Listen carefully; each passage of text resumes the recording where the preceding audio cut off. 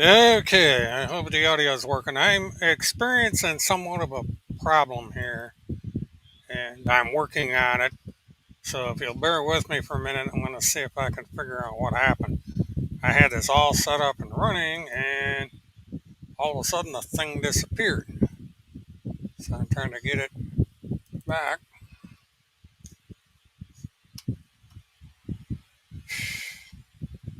And of course, we're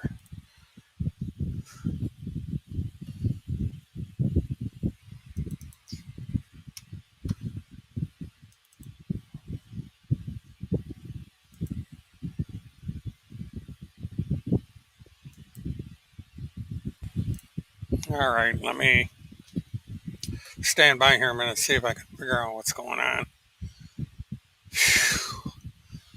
Oh boy, I just love it when things.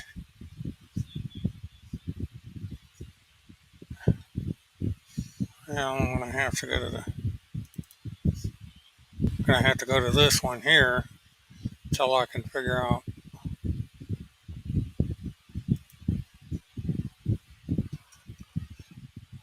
Tennessee Lights, welcome to the Tennessee Nights, welcome to the show. And if anybody can hear me, just say you can hear me. And I gotta work on the scene yet.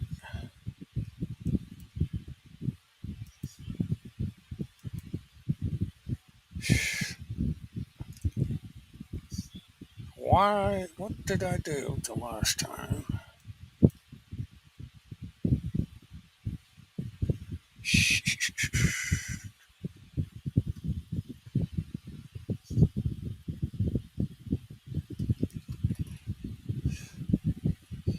Okay.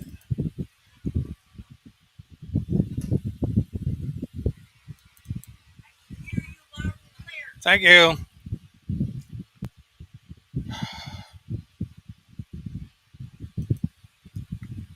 Okay, thanks. Hi, Mark. Um, this is going to be interesting.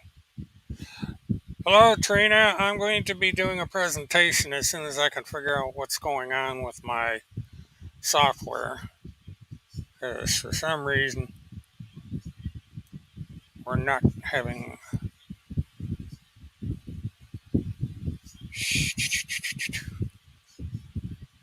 Okay, I gotta add a layer.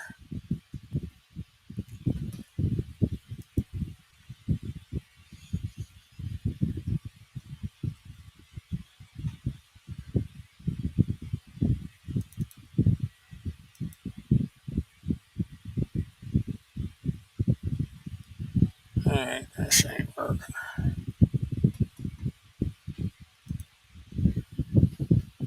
Alright, just bear with me. I'm gonna figure out some way of doing this.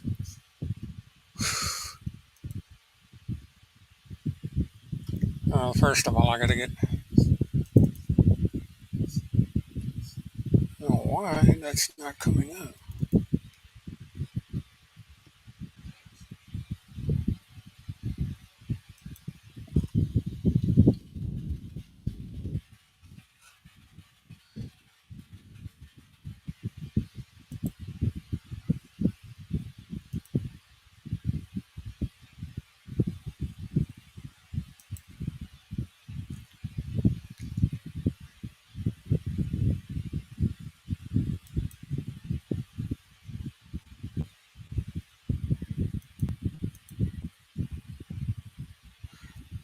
Okay.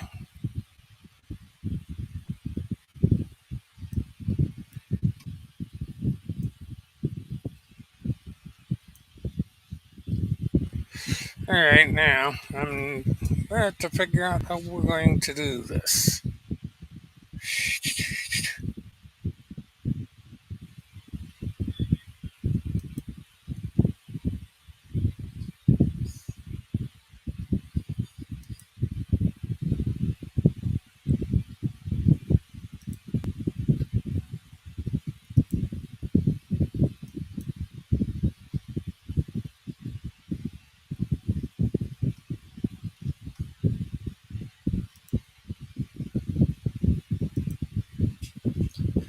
Do, do, do, do, do. Well, sweet.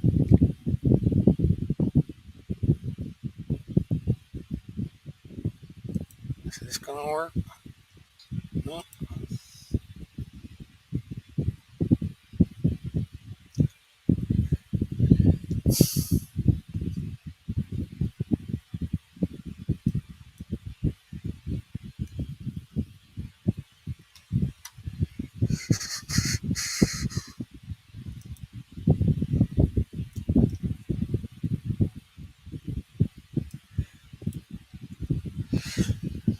Um,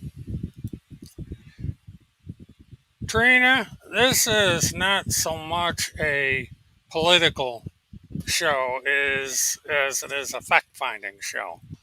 The only thing I recommend when people tune into this is they can decide for themselves if it's their cup of tea or not. Um, the only problem right now is what I'm trying to do is not working out. I had this all set up, ready to go, and all of a sudden the software decided to.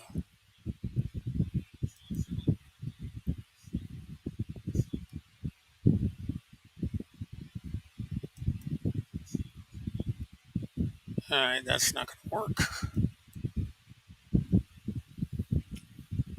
Um, Unfortunately, if I can't resolve this the way I want, I'm going to have to bring this up a different way, and it's going to be a. I'll have to postpone for one night. For the first few minutes here, I'm going to try and see what I can figure out how to.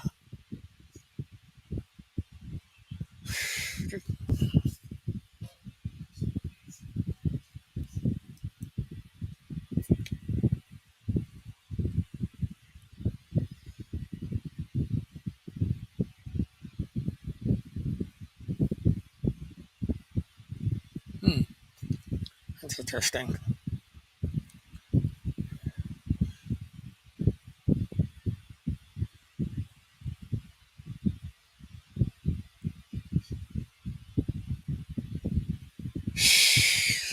Well, I'll experiment with that some other time.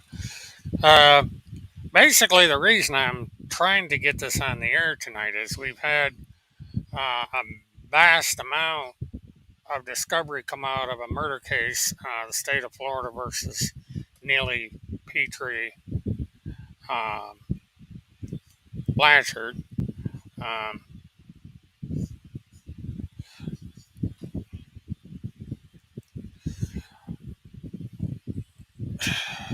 well, Trina, if you think this is a liberal show, then you might want to leave because, um, and if you want to believe that Holmes says it's a liberal plant, uh, knock yourself out. All he's doing, he doesn't actually believe in the politics that he espouses. He's just taking advantage of it for monetary purposes. So, it's up to you. You can stay or not. Doesn't matter. Because if I don't get this problem resolved, I'm going to have to cancel the show until I get it resolved. Either put it on late tonight or um, possibly tomorrow. I don't know what happened to this. But ever since I've gone with this new software, I've had nothing but problems. Um, Sometimes it works the way it's supposed to, sometimes it does not. Uh,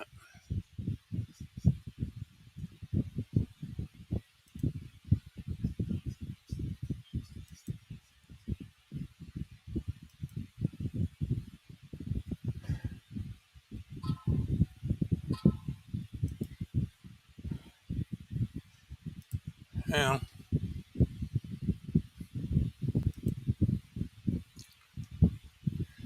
now to see if we can figure out what the hell happened here.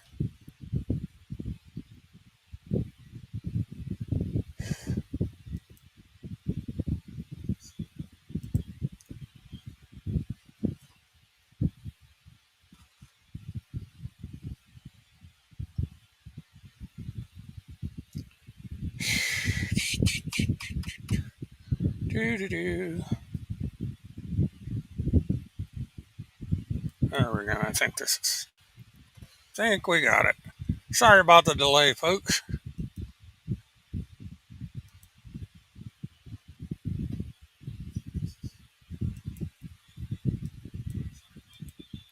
Now,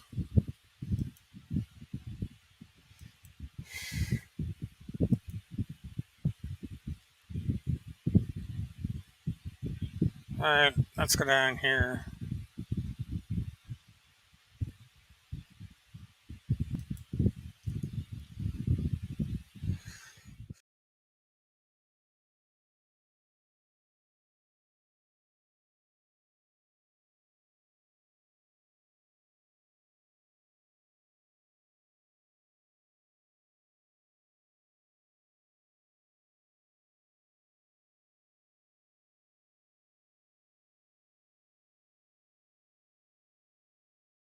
And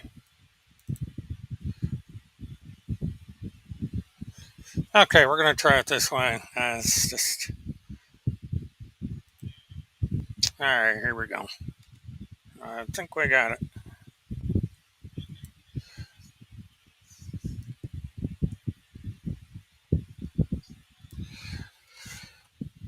Okay. Now, the document that I'm delayed in presenting was submitted by this woman to the state of Florida, and strangely enough, this is the uh, Neely Blanchard uh, versus the state of Florida, although that's usually reversed. She was charged with the murder of Chris Hallett of E-Clause. The trial is going to begin in mid-November, and I will be covering it. Now, what happened was that this woman, hello there, Seren. The woman, Alexandra Kukonakis, Kanukanassis, Cuckoo for short, um, sent the document to the state of Florida. And rather interesting document. It's about the strangest thing I've ever seen on the internet, especially when it pertains to a murder case. And what's most interesting is what Alexandra or Alex, your choice, uh, I lost my train of thought. This liberal plant from Canada is kind of funny. I wouldn't be surprised. Nothing would surprise me at this point. The only thing is what this individual is doing is number one, she's getting herself in a great deal of legal trouble, but she's also proving to the world that you cannot commit the moral sin of criticizing Tim Holmseth, the PPTF, or anyone associated with it. You either believe everything these people say to you, or you are going to be labeled as a pedophile and be accused of all sorts of things, which brings us to this document. Now,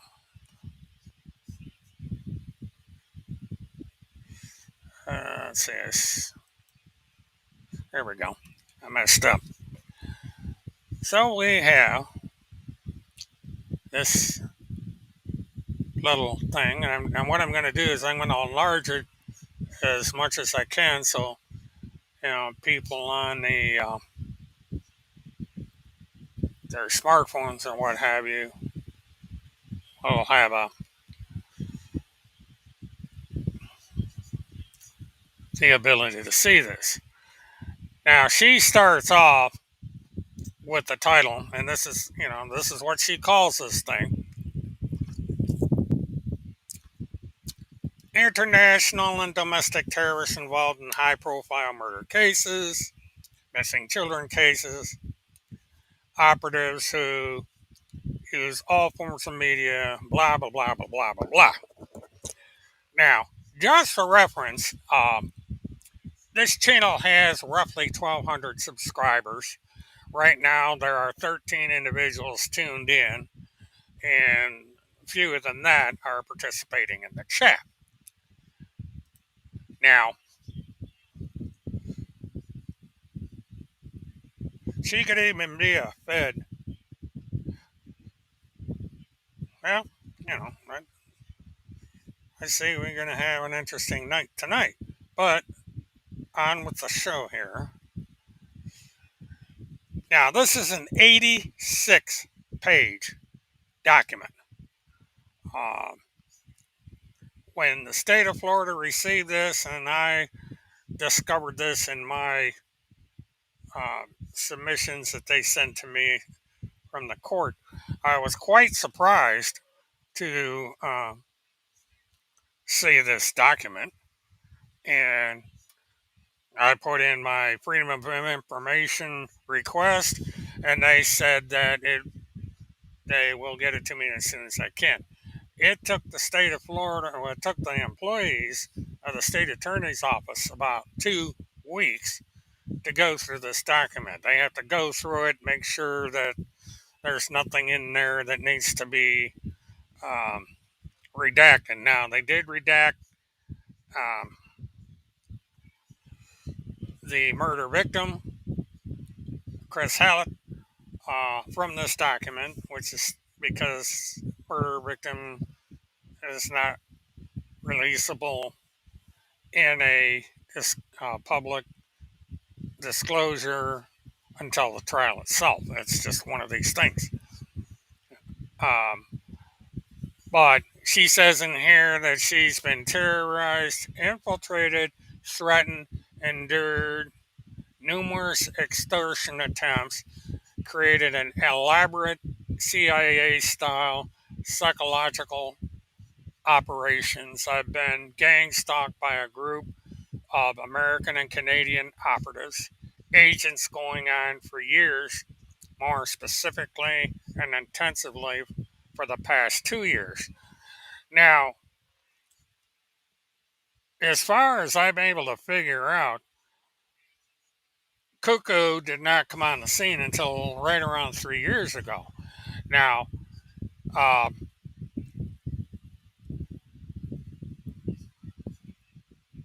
could it be that Alexandra Cuckoo was involved in this situation with Homeseth for longer than the 2 or 3 years? It seems to be that way.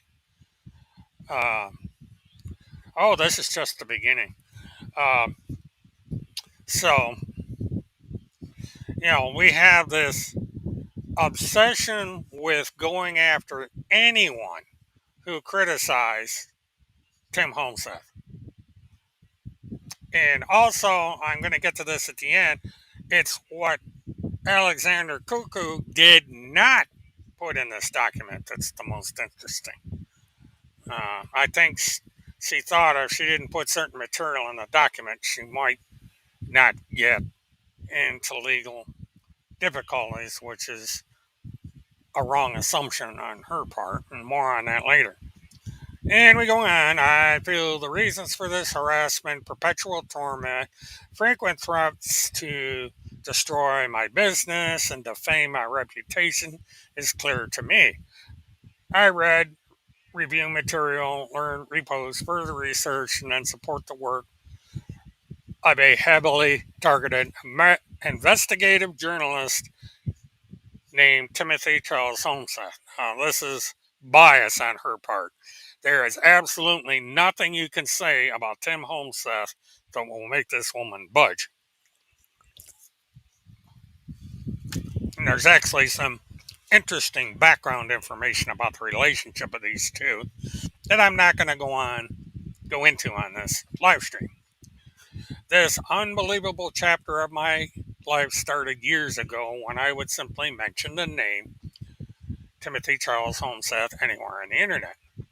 Eventually, I would end up commenting in what I suspected was Homeseth's Twitter account, comment sections, or comment in accounts whom I believe to be the elusive investigative journalist. Uh, Eventually and inevitably, most accounts associated to Timothy Charles Holmes Seth would be deleted or eliminated, be it Twitter, Instagram, or YouTube, for example,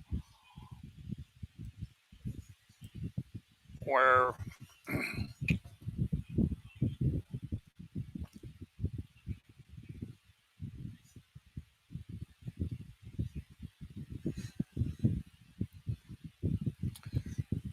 troves of information unfortunately appeared to be deleted from the internet in an instant.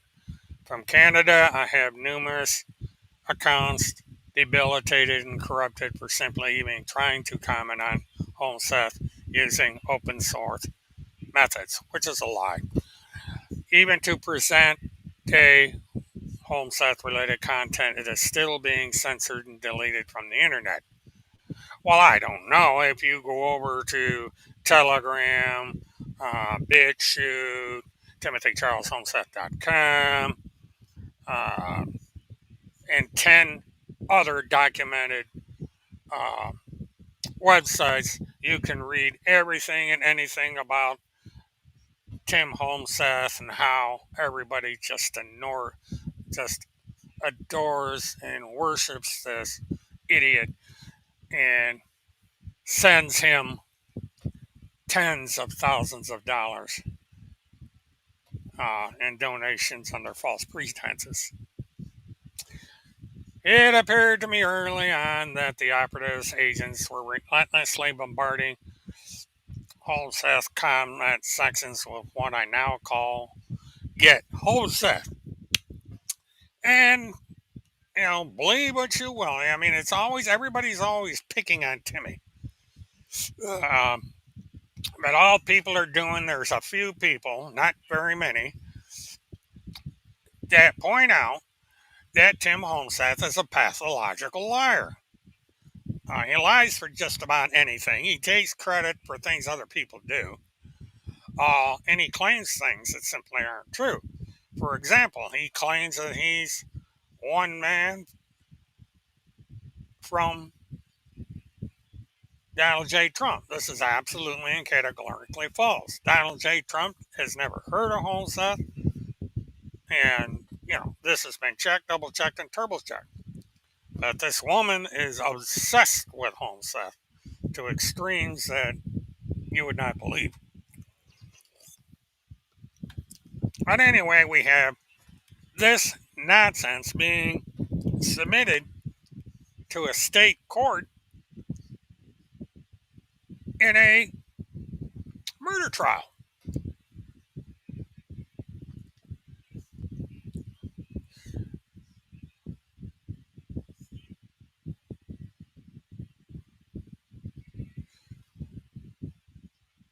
It was clear to me operatives were using coordinated defamatory style talking points, propaganda strategically placed in comment sections of accounts I believe to have been Homeseth's accounts. Disinformation and propaganda regarding Homeseth's children, family, and colleagues.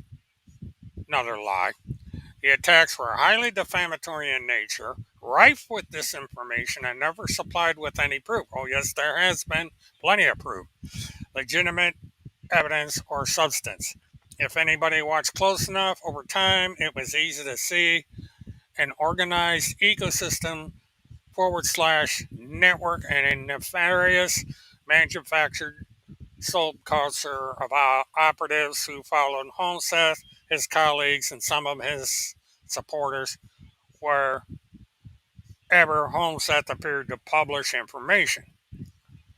The Get Homeseth network would use the same talking points to defame Homeseth endlessly.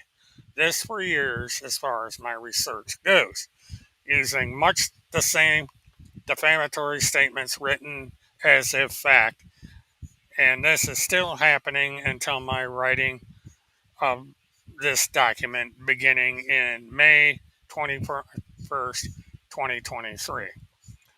This endless supply of detractors appears to be a large group of trained handlers, agents, or operatives, assets and trolls, but when you really look into it, it isn't as many as perhaps the same 30 to 50 people, but the core group is only around 10 to 15 people.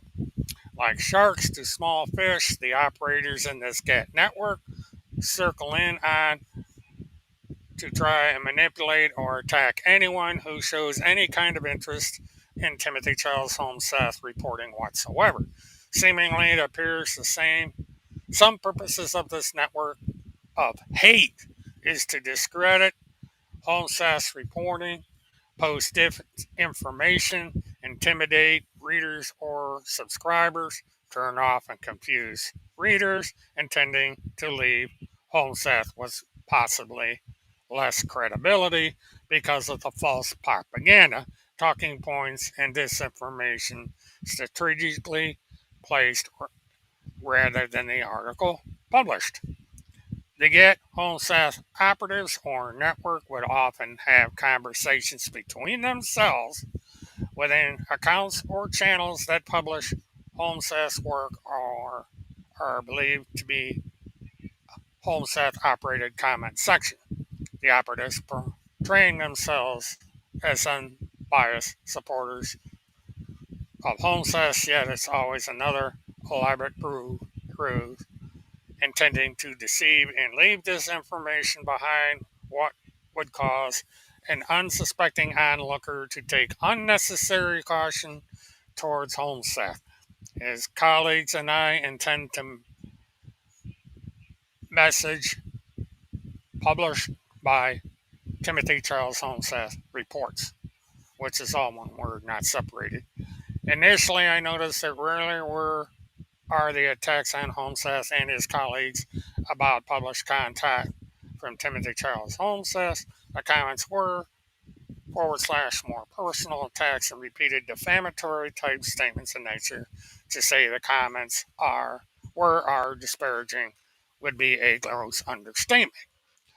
Well, this is a prime example of this woman's obsession for all this so-called get Holmes Seth people are people who have been victimized by Timothy Charles Holmes Seth for the past 6 years, and in my case, for the past 14.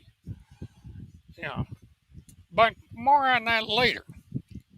It's just this is you know to send this kind of stuff to um,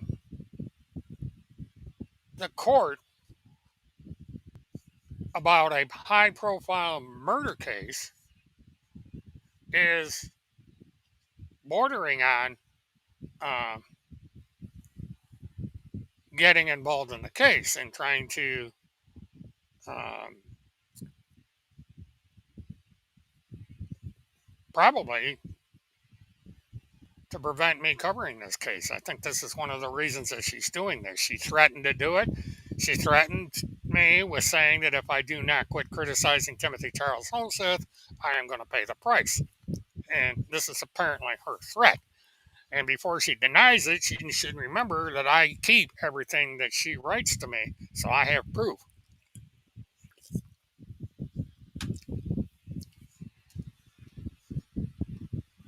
You know, so what she's saying here is exactly what they're doing to people that, and here's task force. So the organized operative is already shown up in here. And well, task force, yes, there's only 14 people watching. So if there's only 14 people watching, why did Alexander find it necessary to send 86 pages of defamatory, slanderous lies about a large number of people to the state of Florida? You, task force, you seem to be more interested in this channel than anything else on the internet. You always come in here when I'm on the air and troll this channel.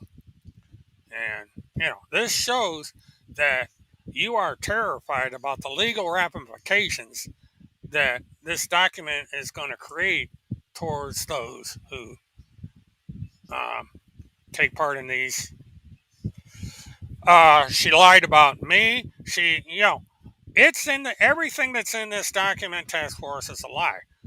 Um, Alexander Cuckoo has lied about me. Alexander has accused me of being a monster. Alexander has accused me of murder. Alexander has accused me of being involved in child trafficking. These are all lies. She's lied about Kim Pacasio. She's lied about Levi Page. She's lied about Alexander Goddard. She lies about everything. She's almost as much of a liar as Tim Holmseth. But Task Force, to go on here, hi 3D, welcome. Uh, to summarize, not only does this network target Holmseth, they target all his colleagues and many of his supporters. This is a lie.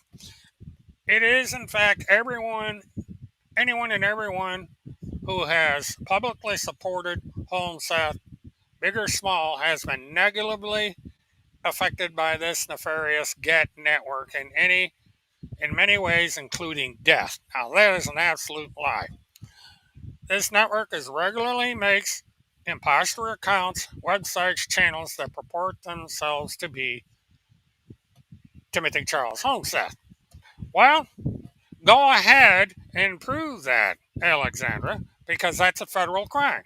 It's identity theft, and they can be prosecuted. So find these channels, report them, and let them do it. Yes, I did get the vaccine, so I hope you didn't, because maybe you'll die of COVID and I'll have one less headache. Recently, members of this network even made a replica website to my own Toronto based medical training business network that is published on the internet using the faces of medical health practitioners affiliated with my Toronto based business. Well, what you can do, Alex, is you can get a hold of the web host and you can file a formal complaint and they will remove the web page. And you can also go to the Canada um, Computer Crimes and file a complaint. Let's see it. If you're claiming that someone is uh, interfering with your business through the use of a fake internet site, then prosecute them. You won't do it, but because this is a lie. They have made numerous infiltration attempts to my life, typically creating imposter style accounts to pretend to be Timothy Charles Homestead. I suppose in trying to befriend me, manipulate me, get information from me to supply disinformation to me so I can become confused about facts and question my own sanity and or judgment. They constantly try to set me up so that I make statements they can use against me or attempt to get me to make negative statements about Trump, Homestead, or Erickson. Well, we know you're never going to do that. You are so brainwashed, you will never do that, no matter what. They likely attempt to take advantage somehow of my proximity to Homestead as I can message him. Now, there's no proof of that. Ultimately, this network uses a combination of tactics best described as CIA-type psychological operations and/or FBI CONTELPRO style tactics. I didn't know that she had the ability to analyze stuff like that. Uh, Again, this is, there's this woman is beyond. May 2021 is when I was told Homestead came into Telegram by an operative named Sherry Kathleen Noller. This is when things really started to escalate between myself and the Get Homestead network. Jeez. The operatives followed Homestead into Telegram from Twitter after what happened to be Homestead's Twitter account became deleted because they don't follow the rules. And of course, now that Elon Musk owns Twitter, Timmy might be able to get back in there because he wants all these right wing whack jobs. The operatives have been perpetually trying to intimidate, infiltrate me, or handle me for years now. They threaten me and try to force me into dropping any support for Homeseth or Erickson. And a more recent threat, for example, I was told by Alexandra Goddard out of Ohio, I just needed to shut the fuck up. I am being severely threatened to this day with a most recent report provided to the Toronto Police Department. I guess this is May 15, 2023, for death threats received by whom I believe to be a man named Gerald Brummel, using an anonymous Twitter account under the handle Nikola Tesla. Quote, Brummel is a Canadian operative agent and he works closely with the Get Home Seth Network and others, which is a lie. It appears as recent as December of 2022, Brummel was released from a prison in Lindsay, Ontario, Canada, where I believe he was incarcerated for harassment and making death threats. And according to Brummel himself, the judge in this case ordered Brummel to a 60-day psychiatric assessment where Brummel made it public. His court ordered doctor wanted to talk to how he felt about Homestead. Well,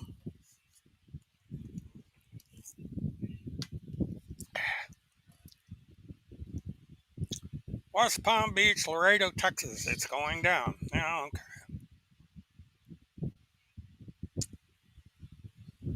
Well, I'm no fan of David Strait, so he's the one that actually started everything with Timmy, and Timmy abandoned him and even worked with the state of Texas to have him and his companion arrested. And it's the reason she's in jail and can be directly traced back to Mr. Holmeseth and to Randy Erickson.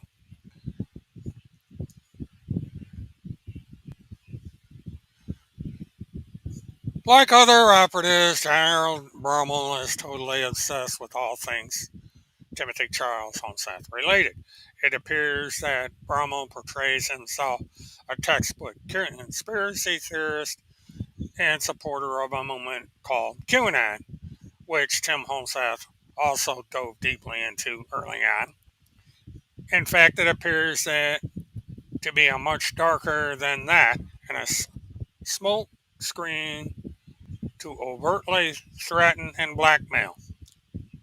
Brummel and his Canadian colleague, they call Agent A1, possibly Alan Cook, Scarborough, Ontario, unconfirmed, regularly boast about having arsenals of blackmail files to use against law enforcement and other high-level government officials, including military or former military.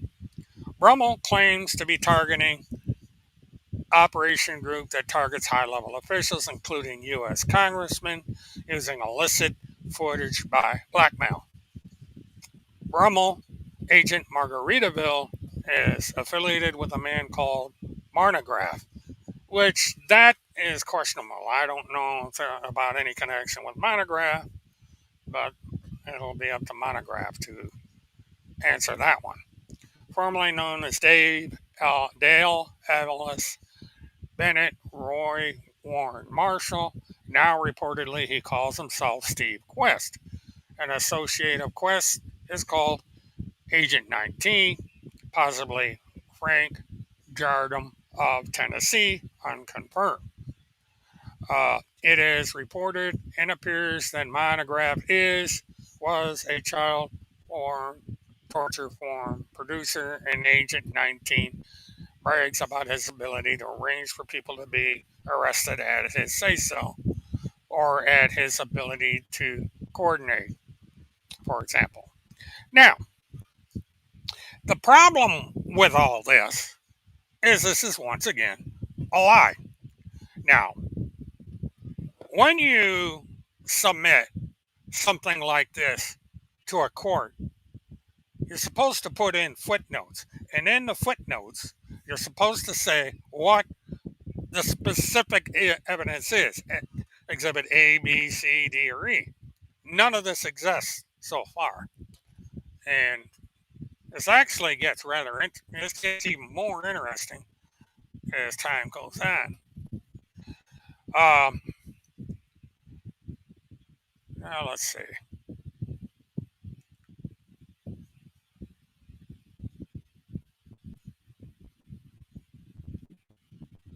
Quest alleged that Agent 19 was a serial killer and pedophile. Well, I haven't seen that one. Gerald Brummel can closely be connected to a woman who calls herself Policy Blaze. Name unconfirmed, believed to be out of Vancouver, Canada.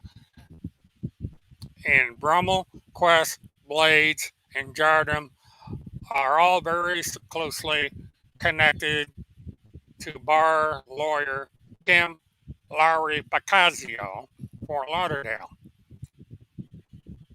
Pacazio appears to be at the top of the Get network with agents and underlings such as Monograph, Agent 19, Alexandra Goddard, Martins Ferry, Ohio, William Kevin, Murtaugh, Orlando, or possibly a Popka. It's a Popka dummy. Lee by Henry Page, Tennessee, John Taylor, possibly Virginia, Sherry, Kathleen Noller, Texas, Ashley Cooper Brown, Minnesota, Sarah Mock, Arizona. This naming some of the key figures in this Get HomeSafe network. Now, this conspiracy nut, of course, has no proof of any of this thing. Conveniently, where most of this comes from is A, the fact that Tim Holmseth has been stalking Kim Pacazio since 2009, and anyone that comes in here on my chat or is a moderator or helps me in any way, shape, or form gets persecuted. Fireman John, as he is known, has been attacked relentlessly because for 15 minutes on one show, he acted as a moderator because people like Task Force like to come in here and troll this channel. And personal attacks, slander against people on here. And Task Force is too much of a coward to reveal who they actually are. And what's funny is Alexandra and all of the other people over there have disavowed Task Force, calling it a fraud because of some of the weird shit that Task Force has done.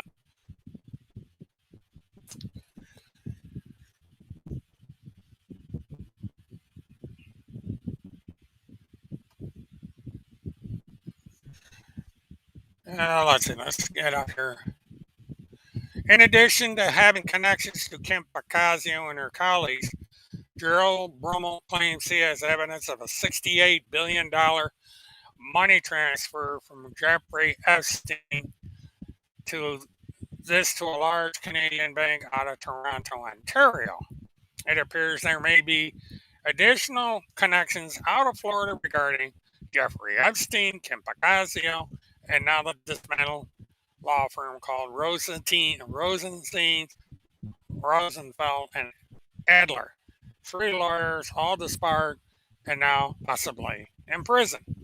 HomeSafe reported Kim Pacazio and some say her husband Michael Pacazio had been accused by a colleague of direct involvement in child trafficking, mainly using CPS children, to the Ukrainian embassy in Washington. Michael Pacazio is reportedly a convicted felon. Well, I got news for you. Timothy Charles Holmseth is also reportedly a convicted felon, a twice convicted felon.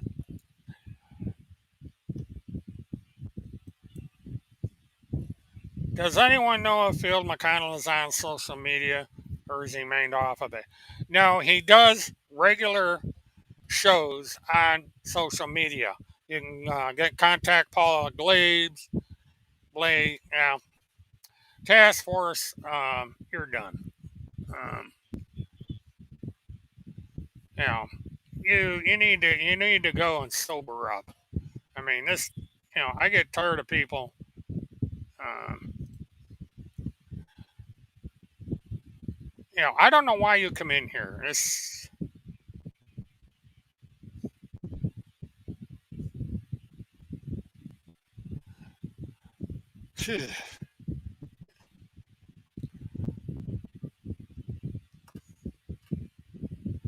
well, why don't you go talk to Michael Flynn? I don't like Michael Flynn either, so we're in agreement on that.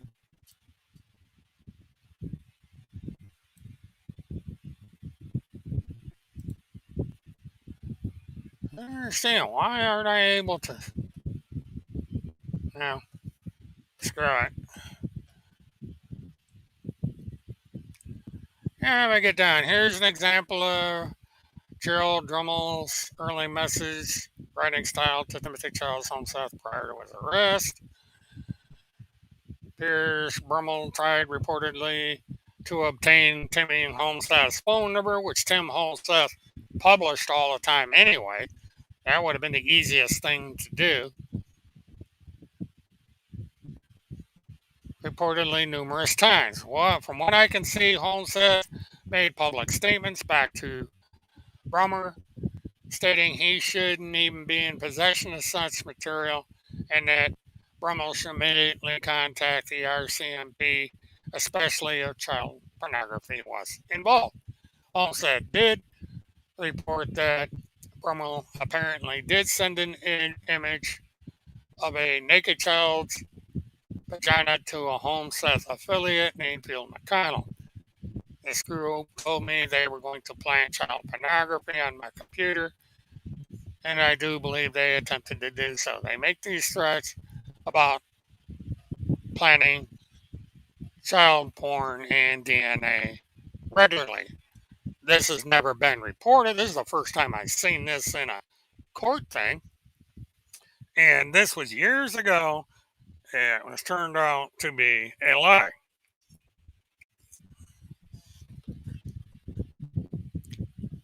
Now,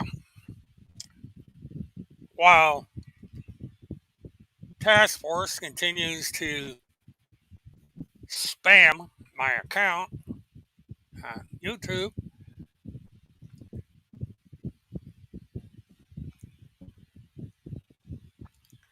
threatening and extortion type threats and behaviors exhibited by Brummel are nearly identical to tactics from the Get Homestead Network operators.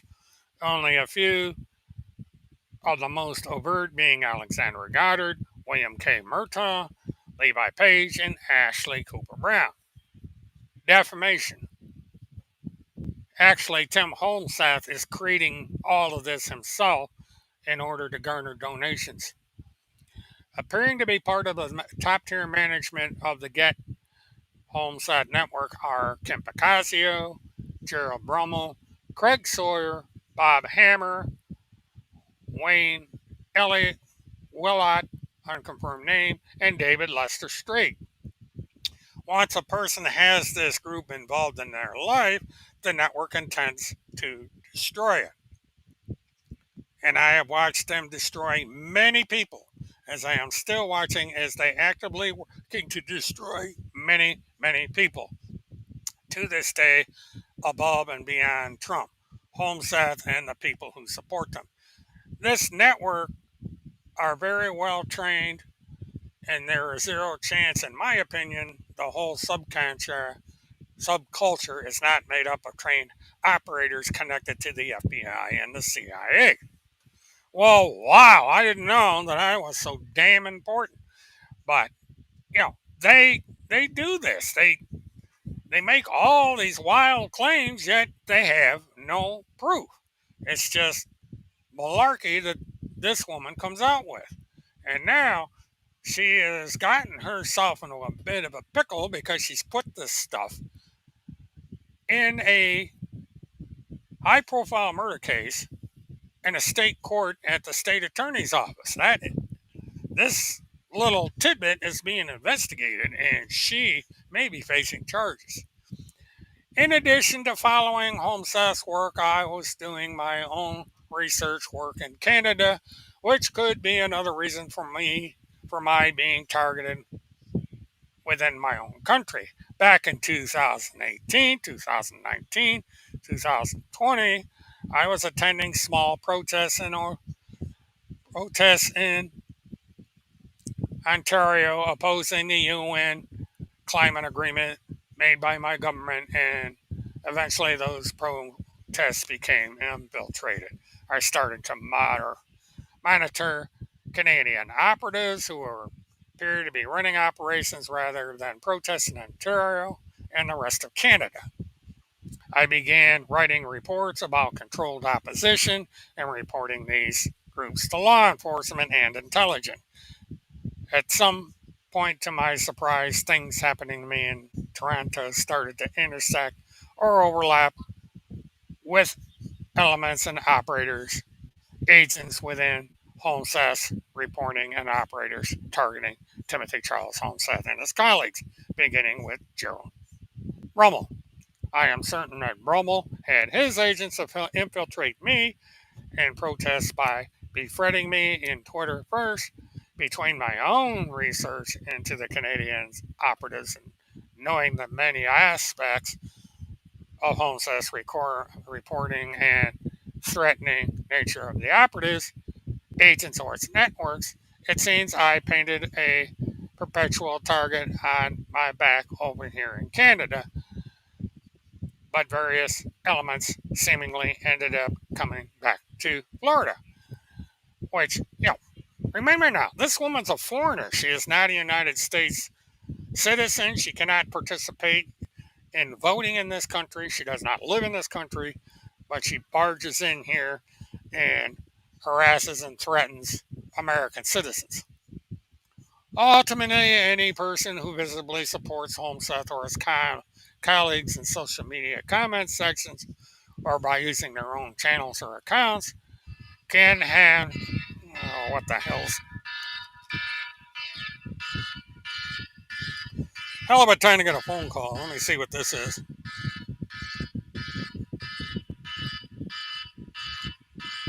Okay, hold on a minute. Ugh. Hello? Hello? Yeah. Well, let's see. Let me see if I can get you in on the show. Hold on a second here. Because this is new software. It's. Um, do, do, do, do, do. I gotta figure out how to do this now. Okay, here we go.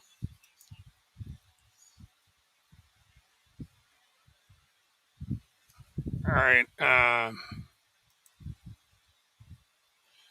What I'm going to do is. Oh, the task force went away.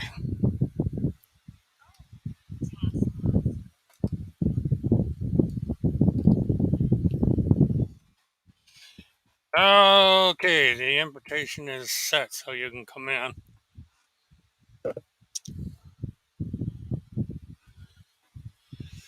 Do, do, do, do, do. And wow, this is.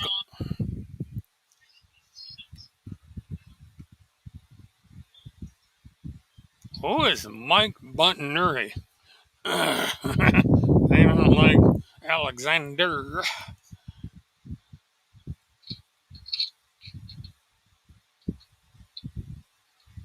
David Strait is arranging to have all Trump rallies monitored and give. All right, I'll put that up because I know. Okay, I'm going to continue in this. So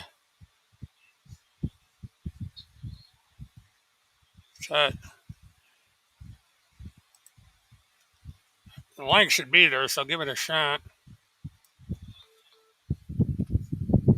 Okay, let me see who this is. And all of a sudden I'm getting phone calls. Hello? Oh, oh, hello again. They switched numbers on me. All right. Well, look in the chat section. It's in the chat. The link to the. Matter of fact, I'll put it up on the big screen too. But this is the call-in link.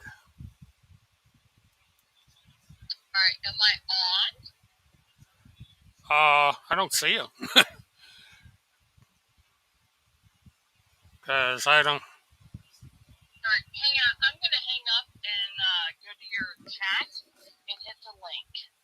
Okay.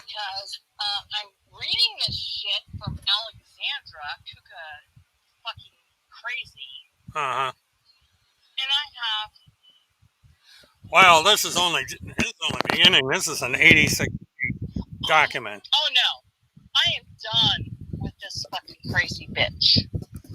I think a lot of people are.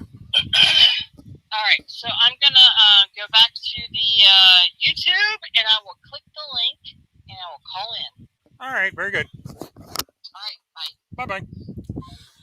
Okay. Now, Alexandra Goddard, one of the quote unquote defendants in this diatribe that I'm reading, is going to attempt to come on the air. So we'll see how this works out. Well, you're still here, Task Force, so you must like it.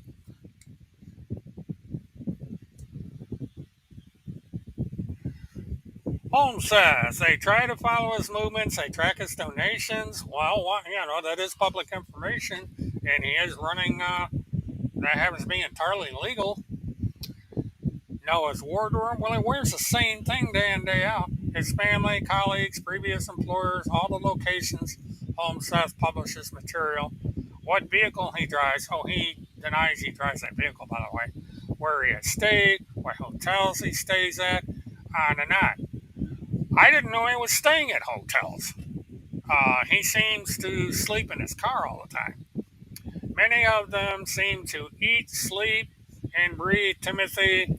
Charles Holmes says, and is this for years, if not over a decade now. Well, Tim Holmseth claims to be a public figure, claims to be this war correspondent and reporter. We're supposed to ignore all that? No.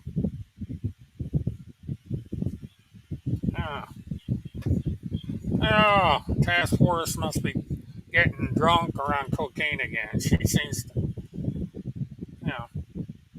for some reason, I would love to get her out of here, but for whatever reason, this is not allowing me to.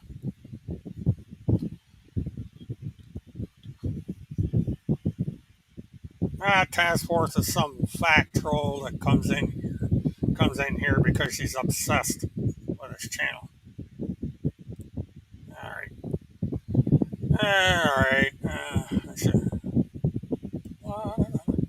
I could do a whole series on her. Show that living room. Show that living room. This is all Task Force cares about. And, Alexander Cuckoo sits there and whines in this very paragraph that I'm obsessed with Homeseth, and we're all obsessed with Homeseth.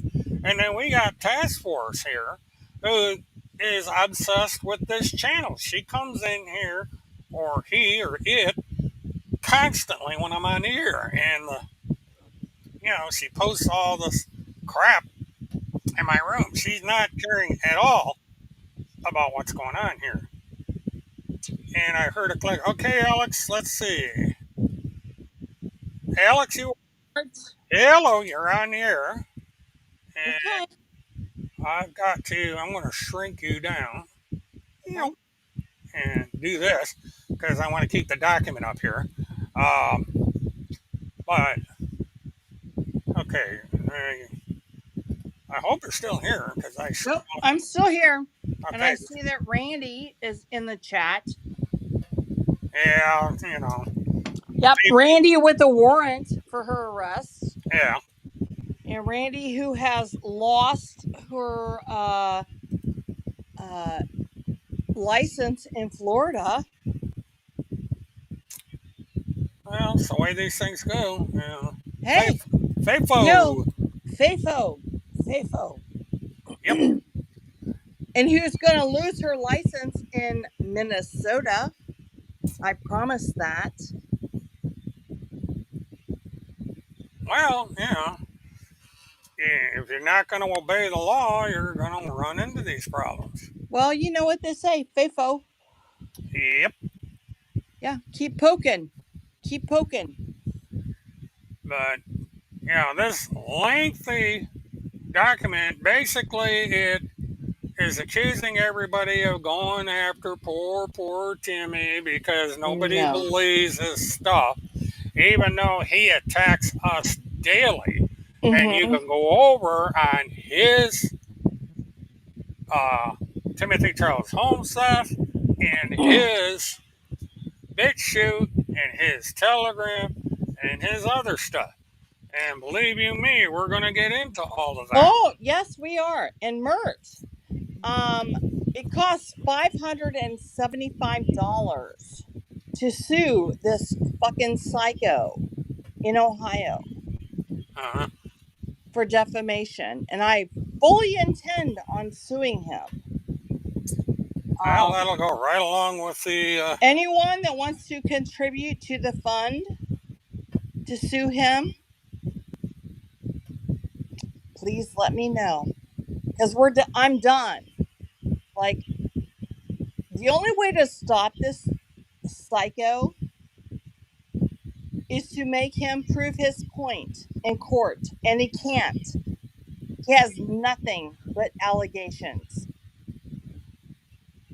He has nothing to prove that any of us are child traffickers or all the disgusting crap that he says about all of us.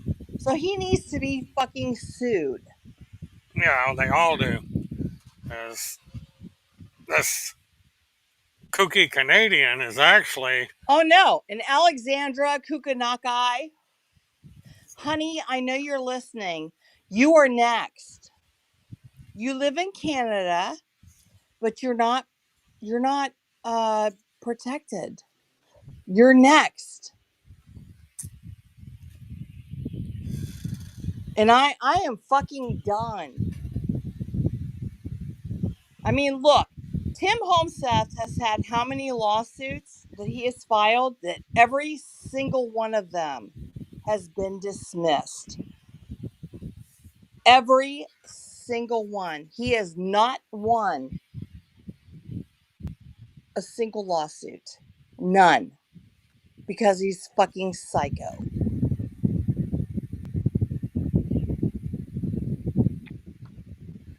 So I'm done. I am done. He comes into Ohio and he is spending 30 days in jail, period, because he did not show up for court. It's going to be longer.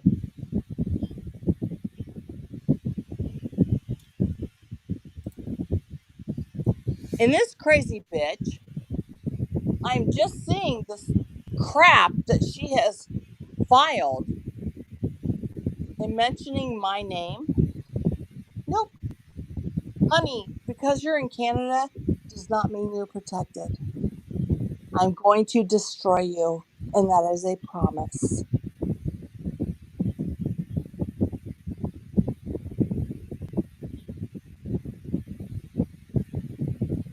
Boy, everybody's getting doxxed here. Oh, okay.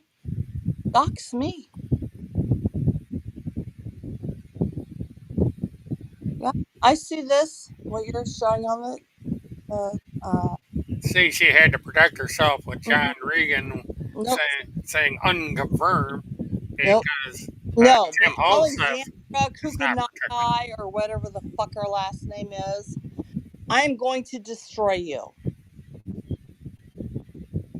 And that's a fact.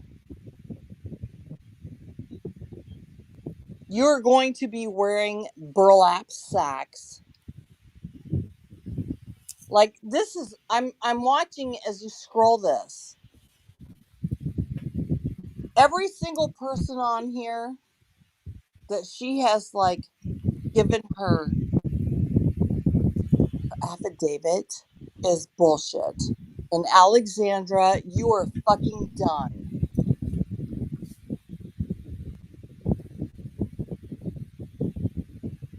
God, she doesn't even like, she goes after Will Summer, who is Oh, I know. Because he reported against pigs. and he had documented proof. Yes. They all have documented proof. But I'm telling you, Mert, is God is my witness. These assholes are going to pay for this. I don't give warning shots. Alexandra, you're going to be wearing a fucking barrel. And Timothy, you're going to jail.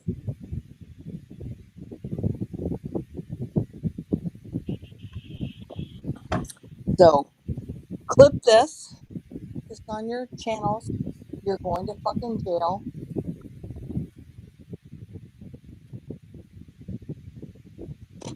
Oh my God. All this stuff is so stupid. I love Biden. Appears suspended. Ethan Lights YouTube account. Okay. It So appears they just, where's the proof? Who has those accounts?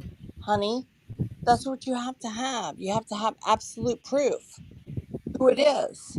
And you here's her don't. name again. Is this her like This is an affidavit, this 86 is what she page. sent? This is discovery from Oh my the. God. So This is embarrassing. you are in the Neely Blanchard discovery now, along with all of us. Oh, I see me. Alexandria Goddard, colleague. Uh-huh. Uh-huh. Gang stalking type See, of this is a activity. confession by her. Oh, it She is. is attacking anyone and everyone associated with, remotely or directly, with Kim Pacazio, Yep. and anyone that criticizes Timothy Charles Homeseth in any way, shape, or form. Oh. What's she gonna do when he goes to jail? Uh, She gonna like he's doing 30 days here in Ohio. yeah. Now, all the redacted squares, this is um, the victim of the murder, Chris Mm-hmm. Hallett, because under Florida state law, murder victims cannot be Right. added by the state, but any private citizen can put Oh, his name using on a there. weaponized family court, it shocked McConnell's base.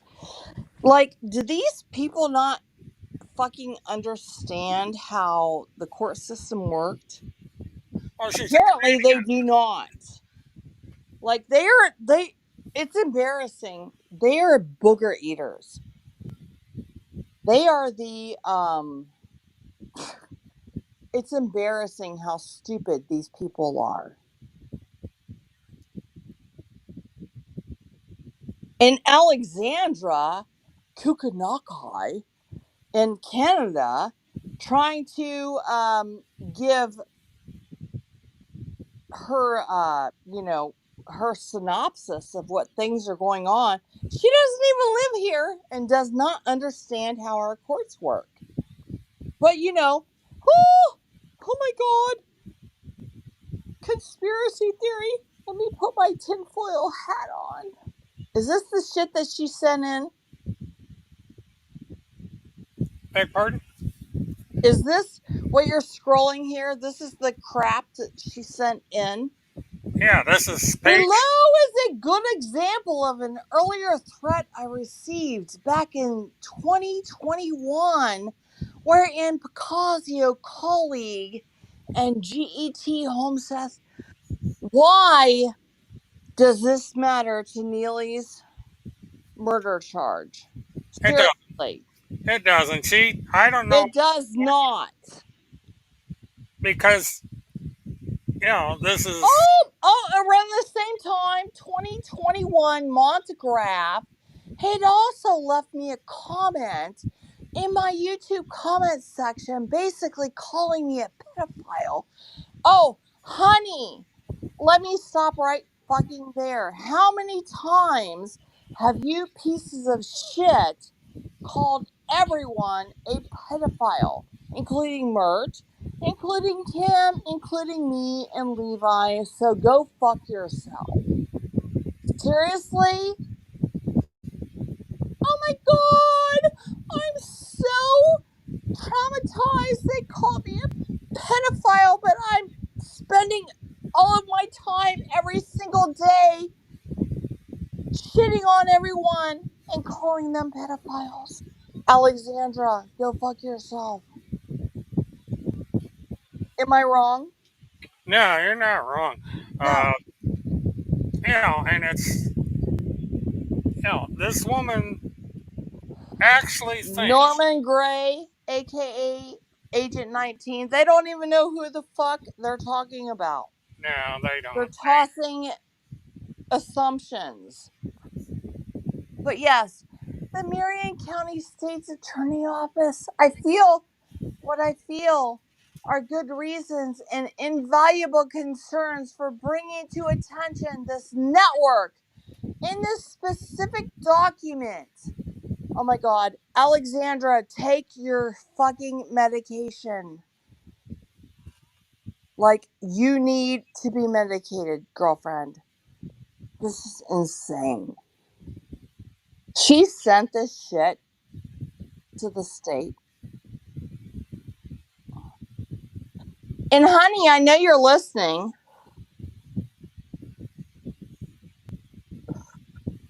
You're a piece of shit.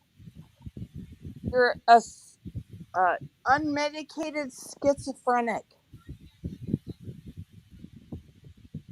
Yeah, I don't know where this woman thinks we have the power to do anything. Oh, I know. Yeah. Yeah, Oh, if, what's if the any of these GET? things were true, Tim Holseth would What be is the behind bars. GET network? That's get whoever she thinks, get her, get Tim, get Donald Trump. It's Oh, the GET. a whole lot of getting going on, according to Well, her. good enough. Many of the players, this is the thing. Many players in the Get Network have called me, Seth Erickson, Thea McConnell's, and others pedophiles. Other pedophiles. Well, I got news for Mrs. Kuckelberg. I have been called a pedophile by Alexandra Kuckelberg. Yeah, we should Now, sue. this is the whole thing that's going on here. I'm in child trafficking, and it's in this document. Mm-hmm. Yeah, she says she whines about her being, which is false, being called a pedophile. Yet you turn Wait, around and read this document, she's calling me a pedophile. Blanchard case that redacted was a pedophile who eats children. To my knowledge, and through all my own substantial research, exists nothing to prove any of these disparaging accusations to be true. Um, I'm going to stop right here. The only people that accuse anyone of being pedophiles and all of this disgusting bullshit is Alexandria Kukunakai and the alleged pedophile, in my opinion, Timothy Charles Holmseth and Randy Erickson. It's all of their bullshit. And yet she is fucking up a murder case by sending in all of her schizophrenic bullshit. I had seen and even reviewed HomeSeth's reporting regarding Neely Blanchard murder case for some time. Okay, Alexandra, you have seen, but do you have actual facts? Nope, you don't. Oh, there's me. Bert, scroll back up. I saw me, Alexandria Goddard. What I do? Oh, Well, I what guess did I do? I guess Besides being that a bitch. had a Facebook page by the sheriff's department. Why'd it do that? All right, I'm so fucking done with these assholes. Like, Timothy's lawsuit got dismissed again, and I am going to sue him in state court. But I need $575. Well, And I'm going to sue this fucking asshole and make him come to Ohio. Oh, there we are. yeah, right there. Alexandria Goddard. What? Whatever. Like, I'm done with these fucking assholes. I mean, I think I've proven myself that I'm not fucking around with them. I have warrants now against Randy and Tim. They didn't come to court. I have warrants against Timothy because I have a restraining order. He didn't come to court. But yet, all of these assholes sit around here and go, oh, why don't you come to court? Explain yourself. Come to court. Why wouldn't you do that? Correct? Am I wrong? No, you're not wrong. No. If you want to run your mouth, come to court. Face me. Face my accusations. That is what the American court system says. You have the right to face your accuser. You have the right to defend yourself. And yet they have not. Yeah, now this paragraph is interesting here. She says, I cannot accept it be coincidental that posted in the MSCO Facebook comment section links are two lengthy videos William Kevin Murtaugh, Whitman Swan, and Randy Scott Davis, the Watchman, now wrap it up, compiled and were posted. Murtaugh and Davis had compiled hours-long interviews with others discussing the E-Clause murder Blanchard case and Murtaugh's case. His initial hours-long video interview between Murtaugh and John Taylor was launched 11/16/20, only the day after E-Clause murder, reportedly a murder that occurred at 9 p.m. in the previous evening. John Taylor alluded to and portrayed himself to be friendly with Blanchard, which has been confirmed. Taylor stated he knew Blanchard and even tried to help her source a real family lawyer at one point. The trouble here is that John Taylor and his wife seem to be working with Murtaugh or aligned with Murtaugh, Craig Sawyer, and the whole Picasso crew. Now, Craig Sawyer has nothing to do with the E-Clause case. No. And as far as, Alan Cuckoo, I don't know what rug she's been under, but there's this invention that was made in the previous century. It's called television. It's called radio. It's called the internet. It's called local broadcast. And the local TV station reporting this crime had a scanner. The first news reports to come out about the Hallett murder was at midnight on WFLA Tampa, because WFLA Tampa has a working relationship with every law enforcement agency in the state of Florida and in Georgia. So the very minute the call went out over the radio, the Marion County Sheriff's radio, they wrote the story. And it was on the 11 o'clock news, and they followed it with updates from then on. And since I only live an hour from Ocala, I get stuff like that. I get information all the time. And so, this woman's way up in Canada, and she doesn't know her ass in the hole in the ground is how media works in this country, apparently. No, she's a booger eater. Yeah. Very clean nose.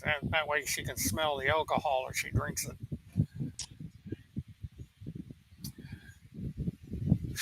I'm done. So, Alexandra, just because you live in Canada does not mean you cannot be sued. And Tim Homeseth is going to be sued in the state of Ohio. I promise that. And Randy is going to be sued in the state of Ohio.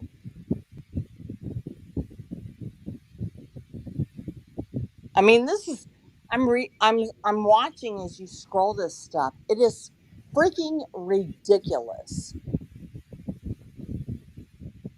Isaac Tappy, how the fuck does that, like, Well, Jesus Timmy God, attacked this himself. bitch needs medication.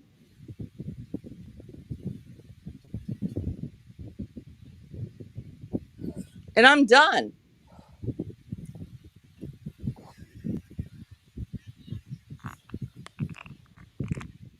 I am fucking done. So, Tim, you're going to be sued in Ohio where you have warrants for your arrest. Randy, you're going to be sued in Ohio where you have warrants. Randy Davis speaks of Alexandria Goddard frequently, as he has almost also mentioned Kim Picasso in at least one live show. Shows mostly. I'll be right back. I gotta take care of something. Oh my God, these people are fucking stupid. I can talk to everybody. All right, so while you're gone, I'm just going to tell Alexandria, you're done. Just because you live in Canada does not protect you.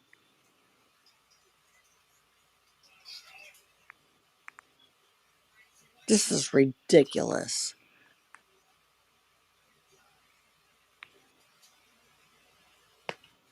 Yep. You're done, bitch. And I know you're listening.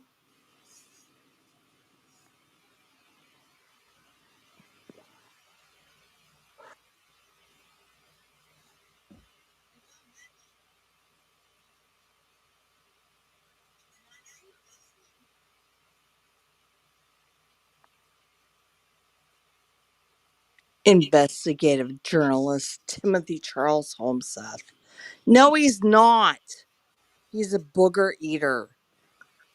An unmedicated schizophrenic.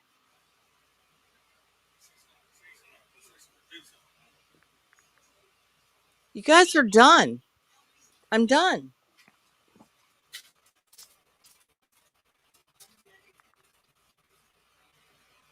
I think I've proven fuck around and find out.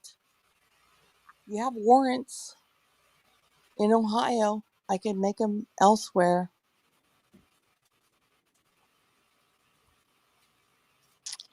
And all this bullshit, Alexandria,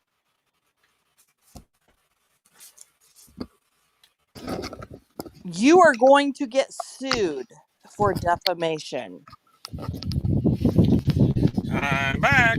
All right. Okay, I'm just sitting here reading what you have up here, and I am like, are you fucking serious?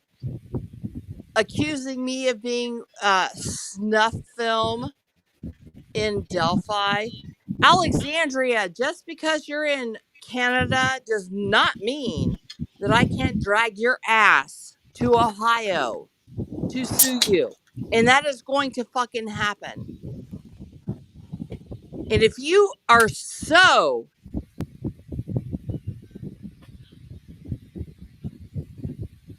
you believe what you say, okay, bitch, come to court. Prove it. You have nothing to prove. All of this bullshit that you're putting out there, you have absolutely nothing. You have no proof. And when I sue your ass and Tim and Randy, how are you going to how you gonna prove it? It's civil court. Preponderance of the evidence. And it's not on me, bitch. You have to prove. And you can't. And I'm going to take every fucking thing that all of you assholes have. Everything. Because I'm fucking done.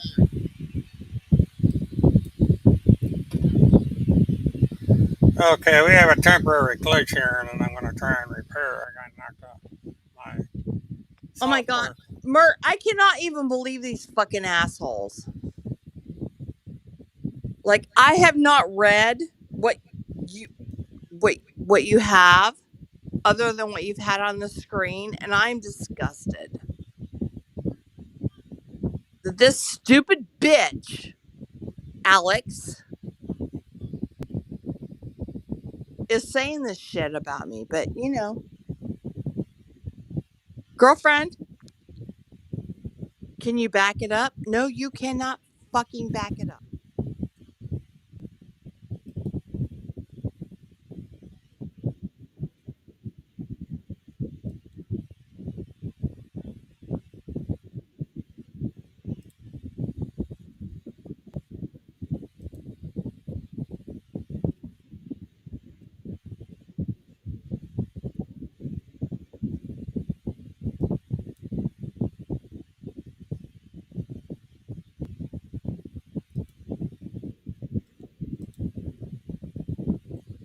Alright,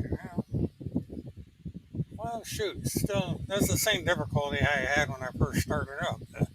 The software disappeared. And it's on my computer screen, it's just not coming up on my software. So, oh, here we go. This is what it's talking about.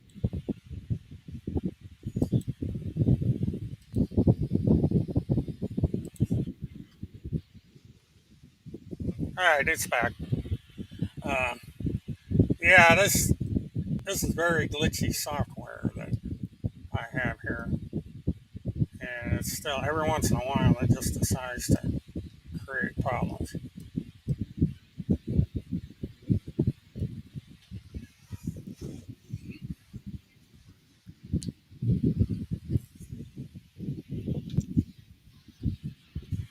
Well, see, this is the thing.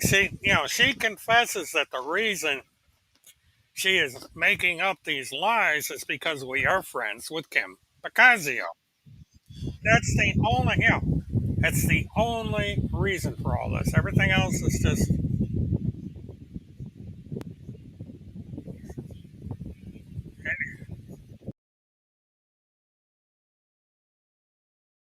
go again. There we go. Still there.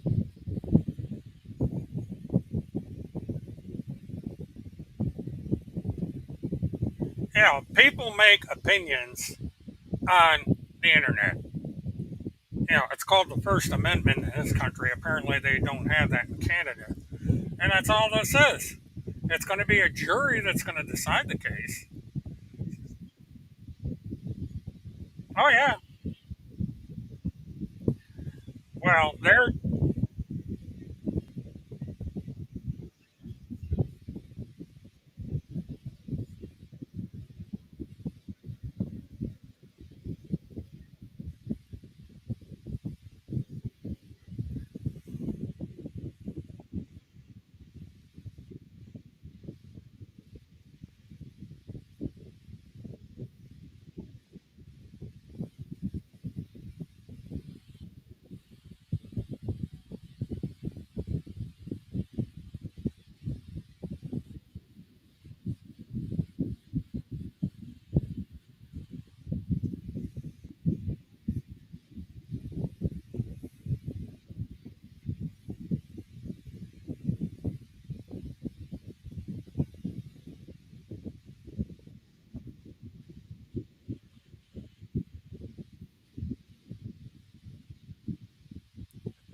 such a thing as extradition, which we have with it.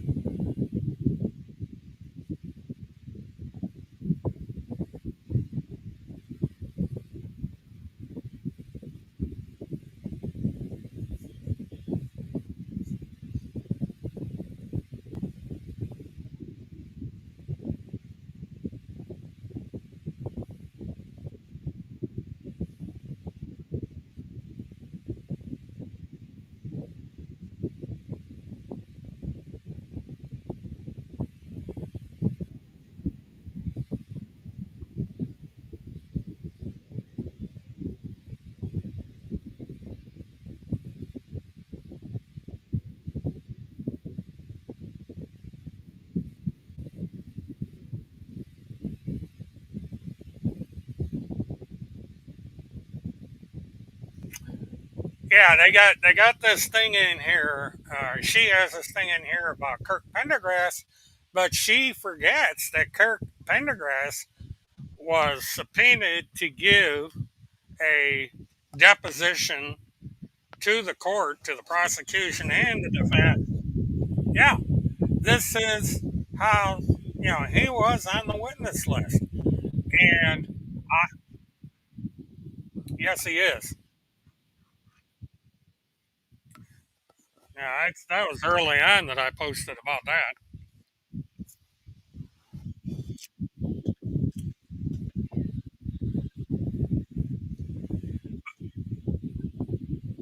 But not only was Kirk Pendergrass deposed, but he made calls to and from Neely Blanchard that were recorded and were and there those calls are on my channel for everybody that's interested.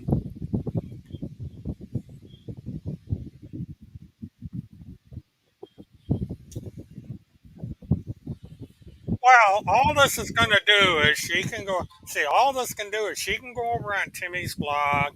She can go on BitChute, and she can go into Telegram and all these other places and say, "Oh, looky, looky! I put all this stuff into the Marion County Sheriff's Department. Maybe they'll arrest these people or at least keep Mert out of the courtroom." This is basically an effort to get me out of the court. They don't want me covering this case. And I have spent the last 2 weeks extensively in discussion with state officials about this particular thing, and there's no way in hell she's going to prevent me from being in that courtroom when the trial starts. I've been credentialed by the court. So, well, I wish I had the money to do it.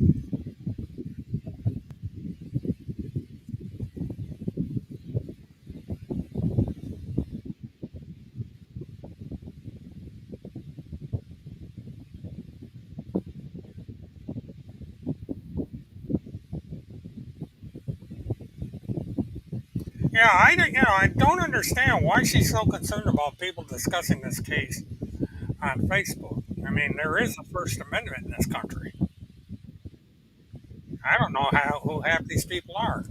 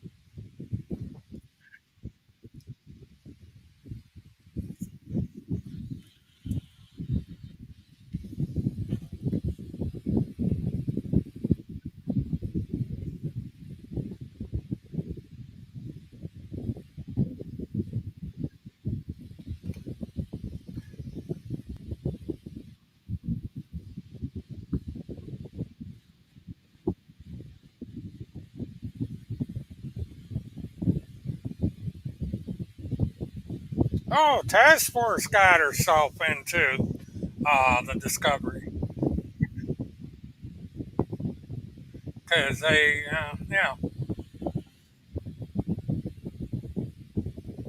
so they'll be, looking at her, him, or it.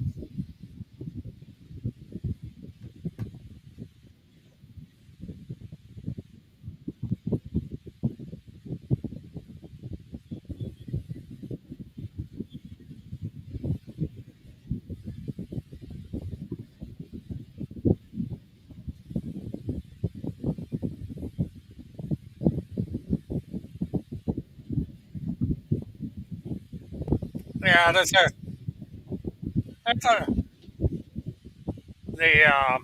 Black Panther thing. This is something the task force got. More of that.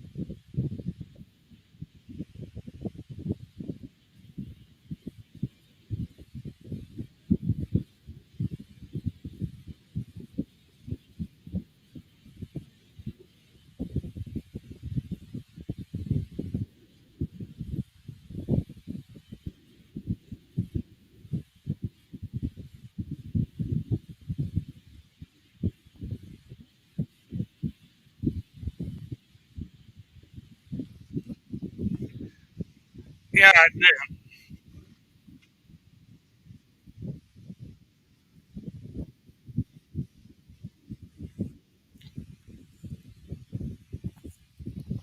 well, she keeps bringing up Operation Chaos, and apparently she wasn't around and has not one clue as to what Operation Chaos was. The fact that it had absolutely nothing to do with any law enforcement agency.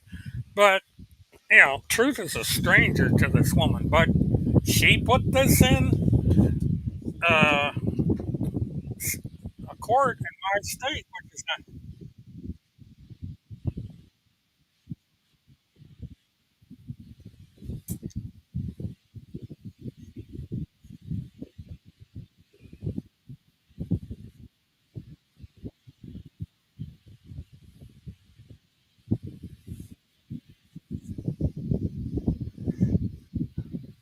Well, here's this.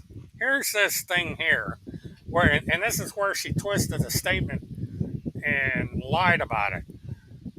Uh, I think the last one, this has to do with an alleged threat, that if myself or Homestead ever go to the state of Florida, we would be living in a body bag. I have a copy of this recording and it's reserved. Well, what I was trying to explain to this woman who clearly does not understand the English language is that Florida has a stand your ground law, and we also have the castle doctrine. I am on private property.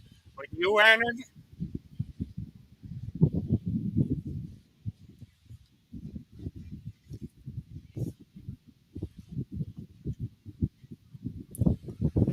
but because Tim Holmesworth claims to have weapons on him, and I know it, but he claims to have them. But anyway, because, and number one, I didn't know that Alex was Randy Erickson, who was the person I was referring to. That I have put them on notice that they are not to trespass on my property, that this trailer park is on private property, not public. The landlord has been informed. Yeah,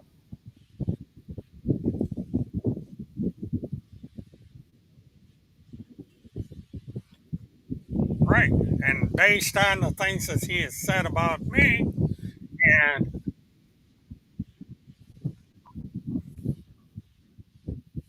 because I've discussed this with sheriff's deputies, and they say it's, it's only to be absolutely clear on how it works. But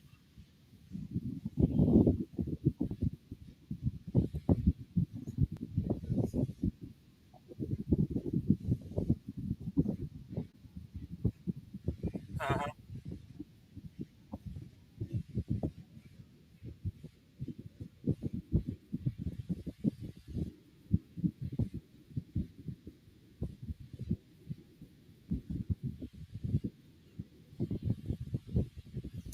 but the you see, Alexander ought to do some research and go into the Seminole County Courthouse and look up a case where a person who was part of Neighborhood Watch used the standard ground law to shoot and kill a young black kid, and he was acquitted of that. And there's been three cases in this area, well, in this area, high profile cases where a weapon was used and the um, standard ground law said, no, you have the legal right if you're threatened in any way, shape, or form to put that person in a body bag. And that's what happened. And it's now our laws are even more lax because we can now have open carry without a gun permit in this state. I mean, we are now the gunshine state. So, and there's already been shootings under that law. And this is a trend that's happening all over the country. So,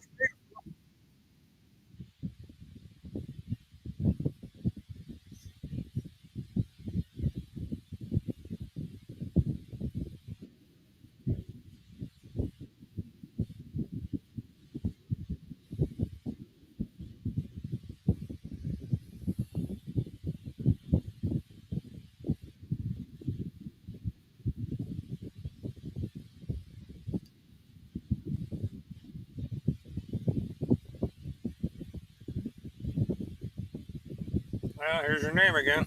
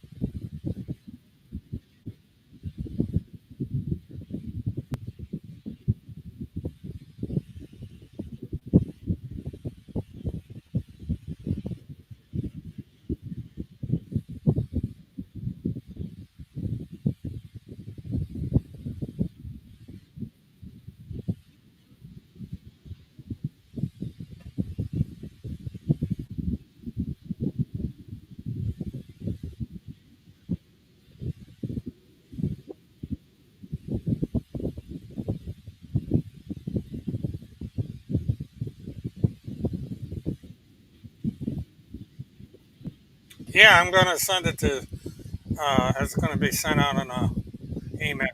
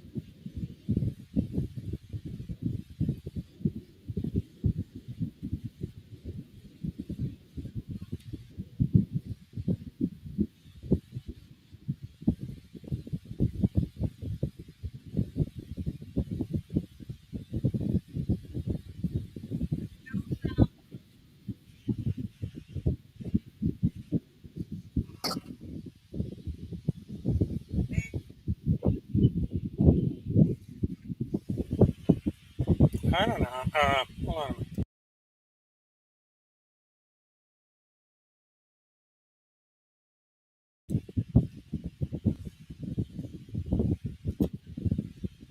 Okay, I don't know what happened. For some reason, we don't have sound. Um,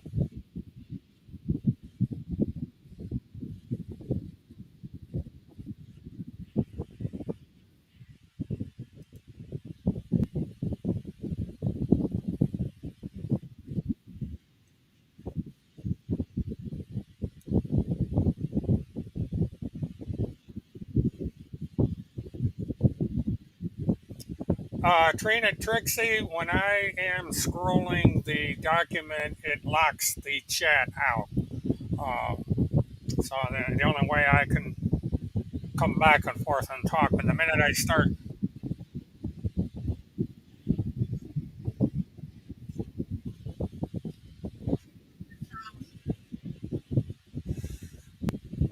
okay,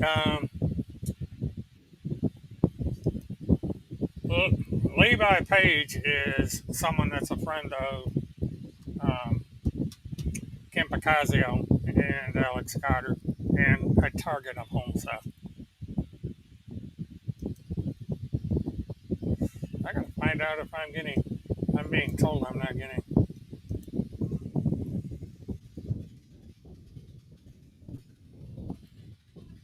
Well, I'm not getting audio out on the air.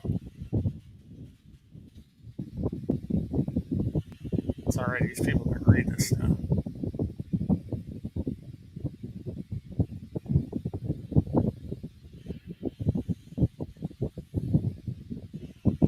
So, well, if you can hear me, that's fine. Because you would have been. Okay, it might be.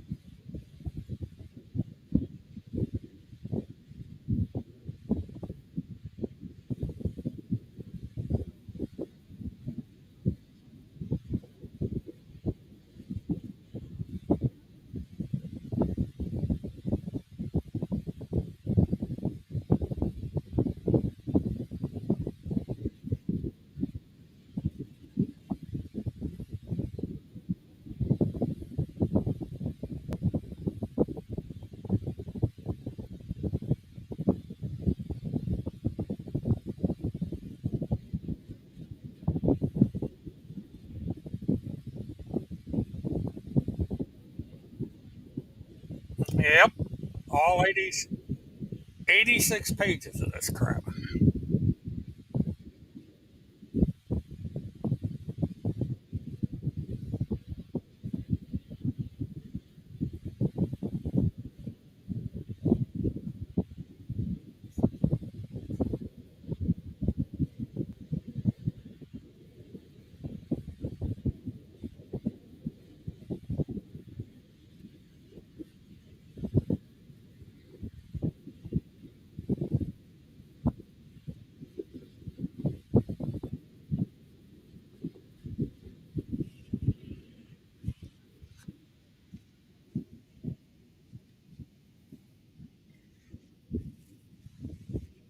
Well, actually, Alex, if you see the little black marks there, that was made by the paralegal that had to suffer for 2.5 weeks to redact anything that may not be able to be published, like uh, Hallett's name. And this is why, because the state cannot release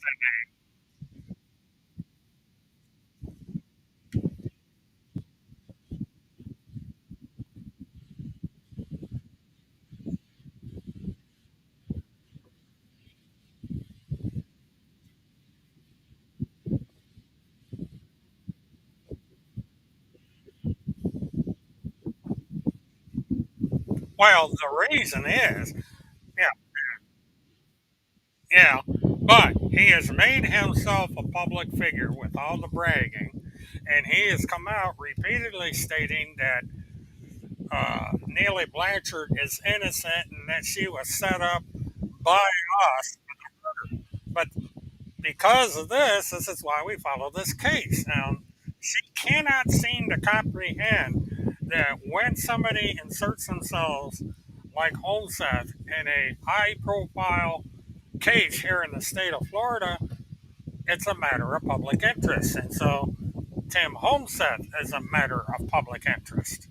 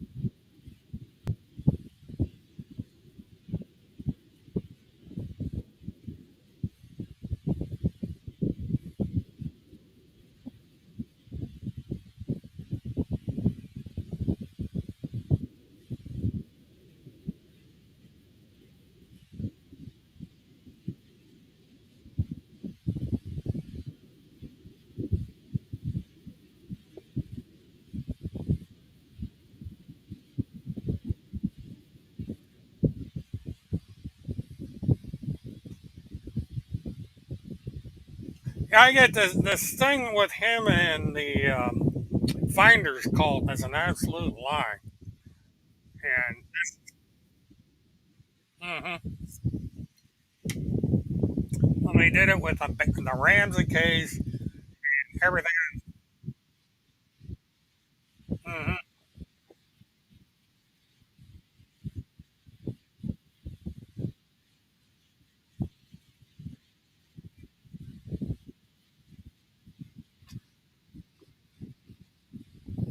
Yeah, this is another interesting thing here. Holmseth is 100% mentally stable. Anyway, he was deemed a credible witness by the FBI. No, he was not.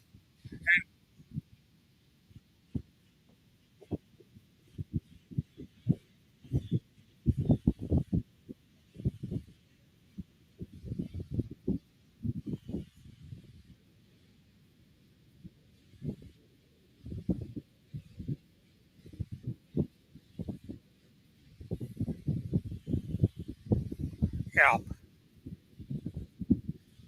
but this is where Cuckoo got wrong and passed a federal passed a federal background check performed by the United States Department of Agriculture, which yeah, but also see this is number one. It wasn't the Department of Agriculture; it was the weather. Bureau.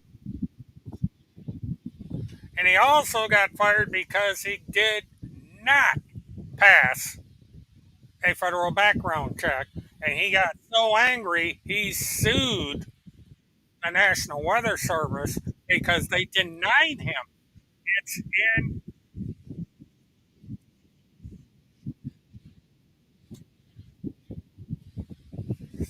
but she apparently did not read the lawsuit that he,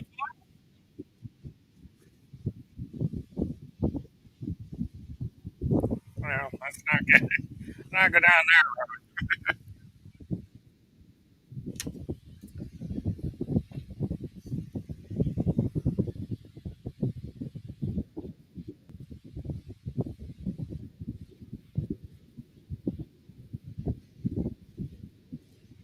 But I like this. I like this. The Polk County misdemeanor warrant was issued after failed appeared to appear for a Soviet style trial.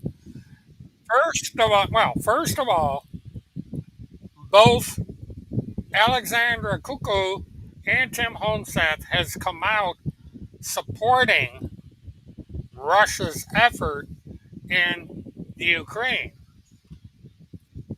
Russia is a Soviet country. Putin is the leader of a Soviet country.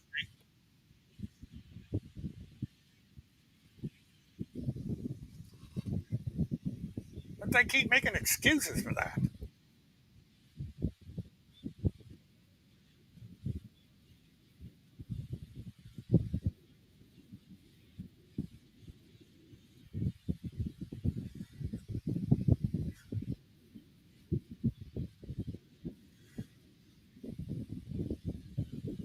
She's got all this wrong.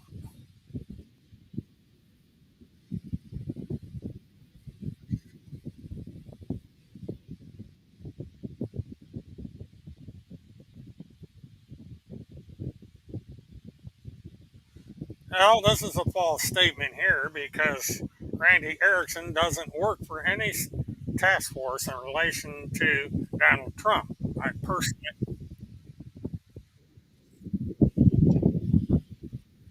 yeah, it's called perjury.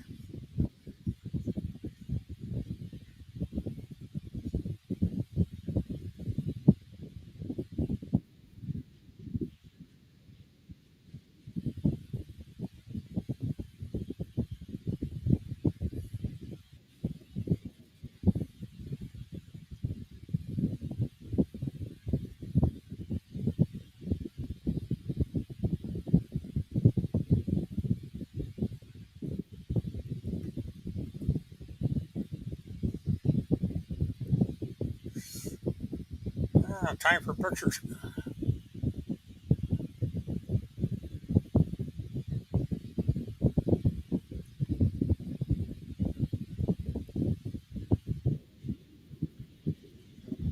Now they got all these posters that the mysterious group put out.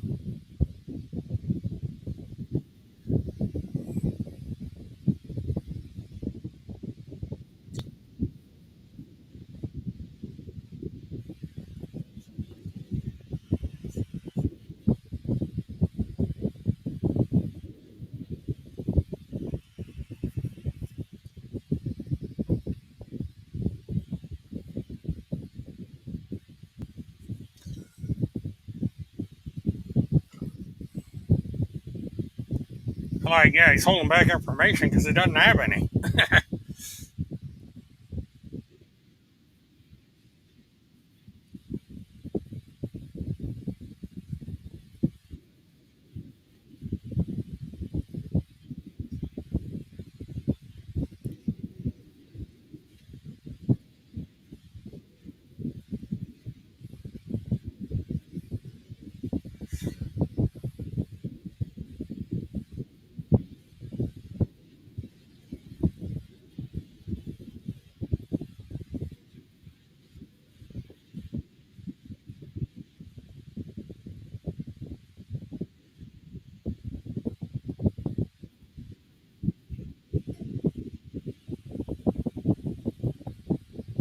Well, I'm probably going to send you a link, Laurie, because you're all over this thing.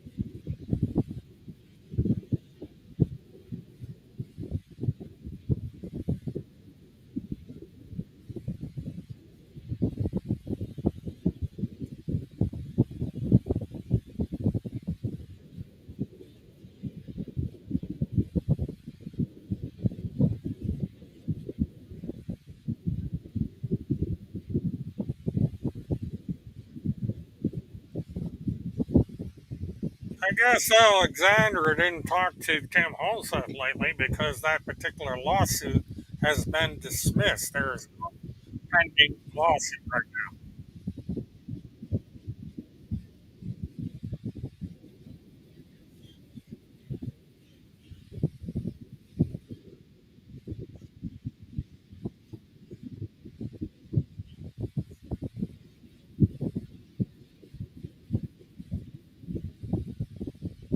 Yeah, he conveniently left that out.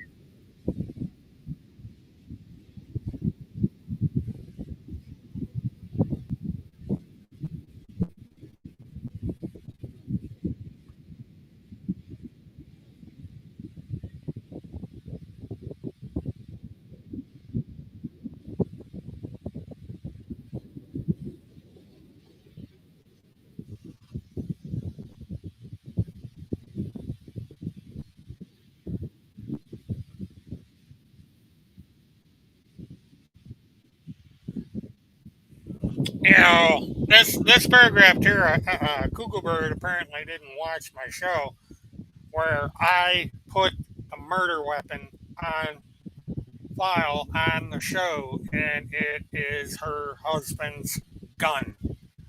You know, this woman,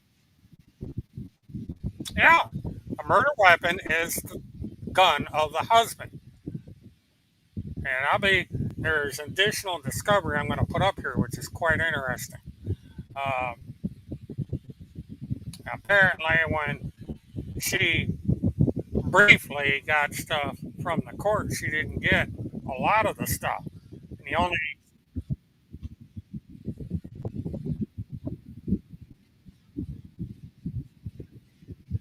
you know, the only discovery that she's had, with one exception, is a discovery that I obtained at great expense, and they yanked it and used it on their show.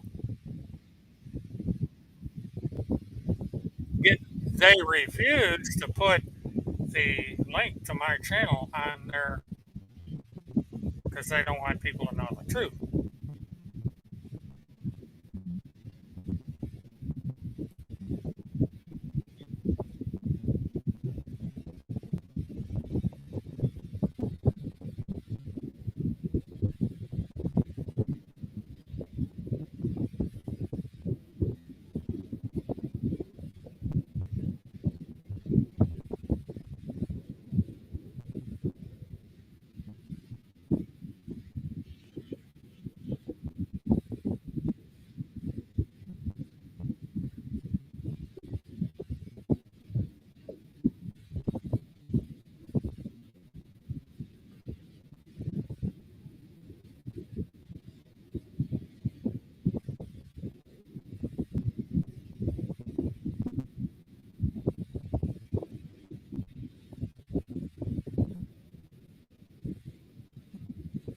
Oh, that's my middle name.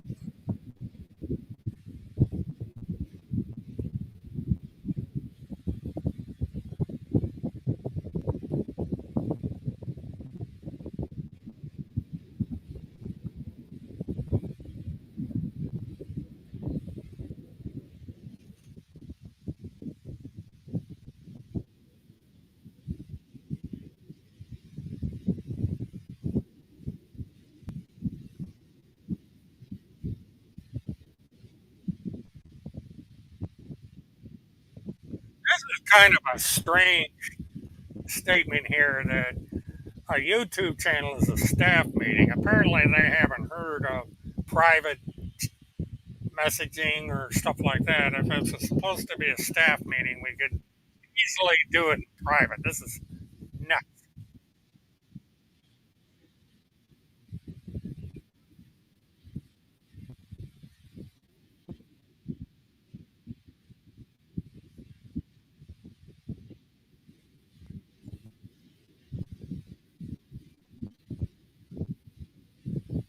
Well, there's that little.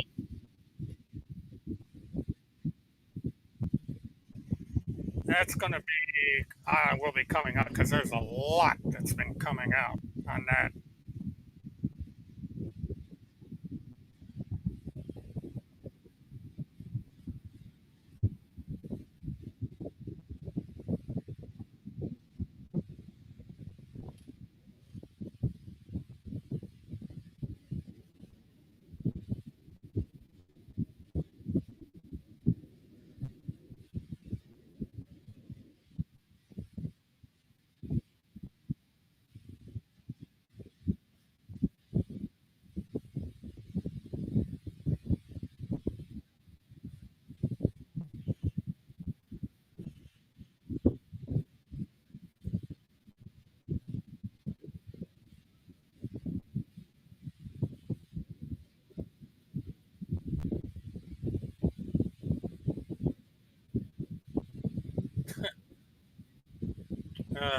Jeez.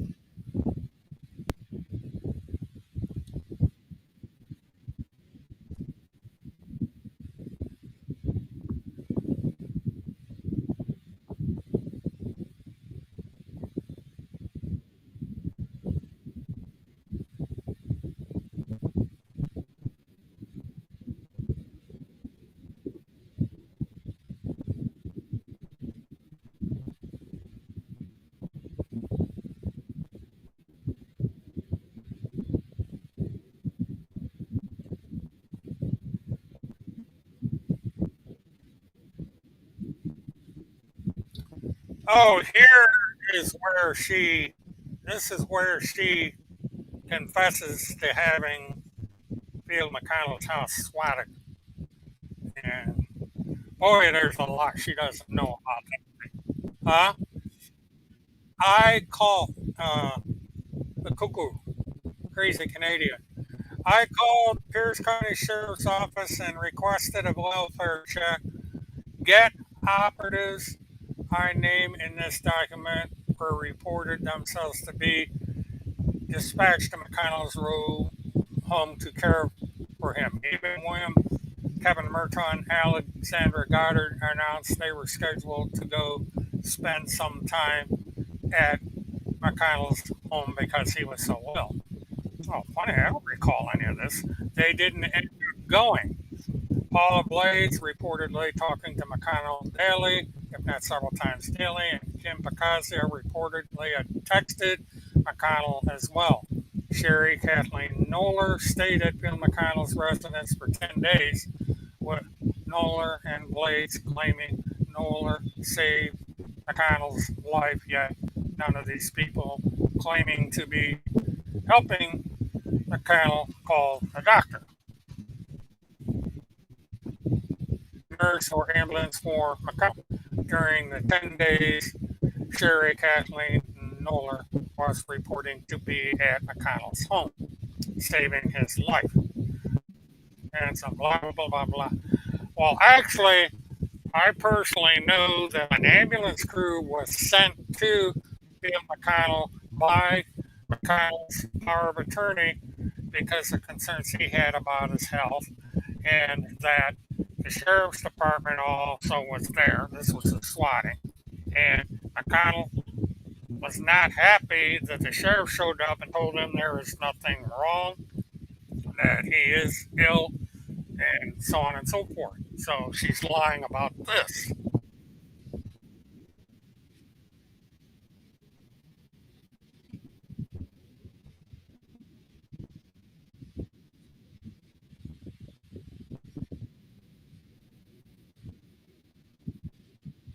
Oh, we certainly do.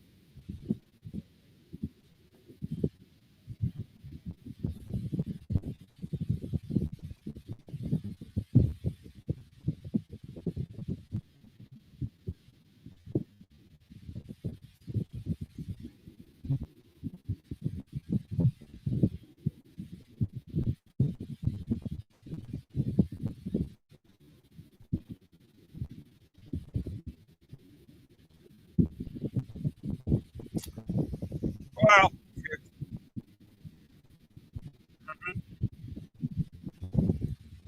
but it's strange how she thinks any of this is relevant to the, the murder trial. This has absolutely nothing to do with any of these. And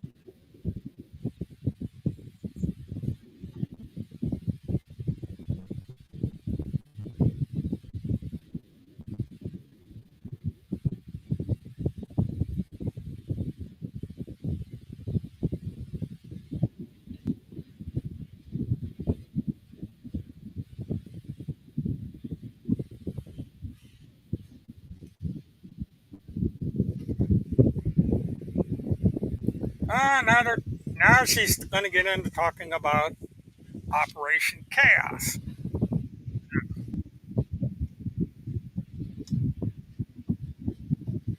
But the thing of it is they do not understand what Operation Chaos was. Well, they didn't watch the show because if they had watched Operation Chaos when I published it on this channel, they would understand completely what it was.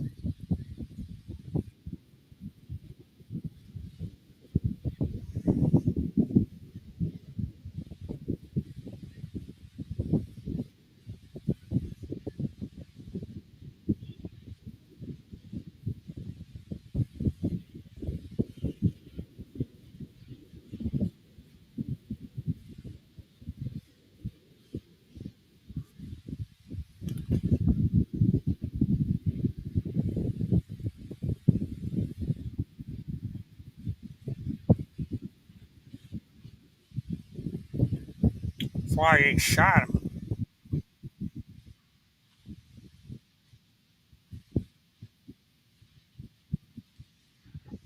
This is the funny thing about this. Randy Erickson is supposedly has a copy of this receipt.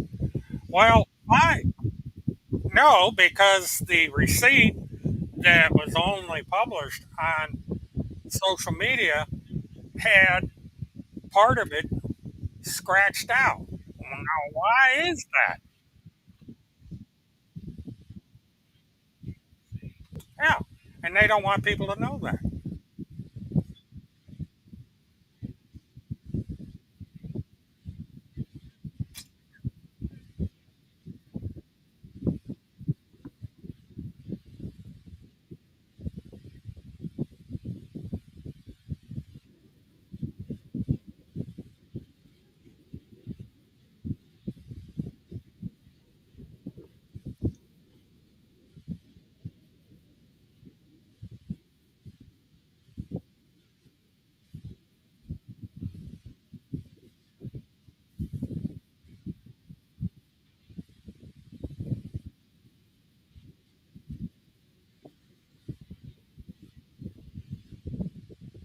Now, here's where we talk about when I called up to Calla to track down this receipt, and she got it a little bit wrong because the clerk told me she could not determine who gave out the receipt. And it was only later on that it turned out that it was a child support case, which also came out in the discovery that I had gotten from the court because the entire thing that was in that particular file came out, and it was his fight with the state of Ohio regarding his child support. And that right now, people can go in to where I posted all that discovery and read it word for word. And she has it because she takes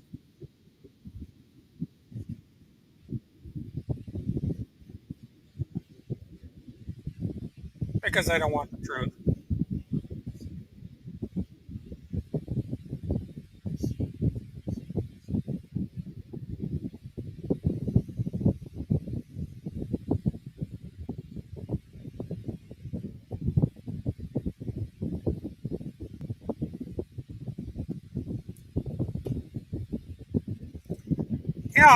This is funny where they they circle things, but 11, 24, 20.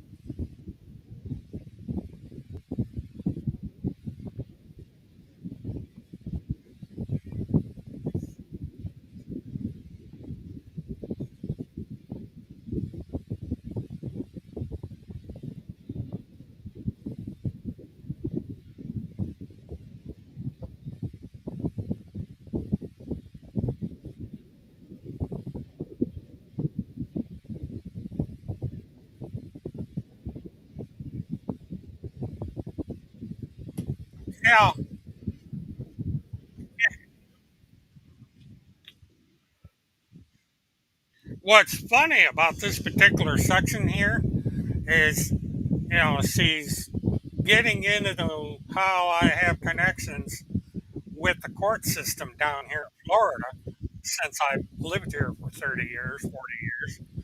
But the very person that prepared this document that went through and did all these redactions is the person that I talked to when I was trying to find out what exactly it was in this thing that was published with the state of Ohio. And the only reason it showed up in Florida is when they started doing the research after the murder. You know, but they said that this was a child support because once I talked to the paralegal, it came clear as to what's going on with that particular thing. It had nothing to do. It had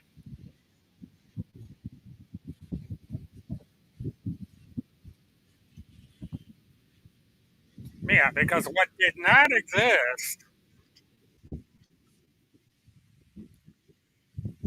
because whatever the file that did not exist was the claim that he had filed this federal thing in regards to Neely, which he did not.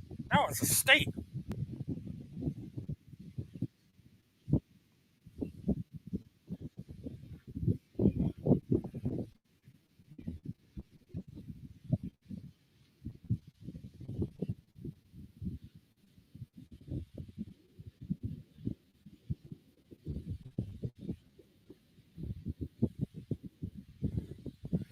Now this, now this thing that is on here with the seeing eye, that is what he used for his paper. That is not done by the court. And he also uses the other one, but she doesn't research that. She can ask Neely that.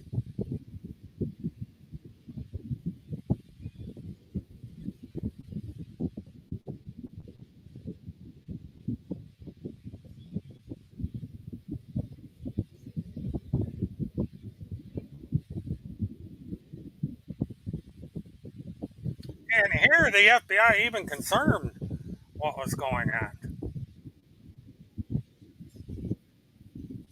But now they're saying the FBI's in on it. So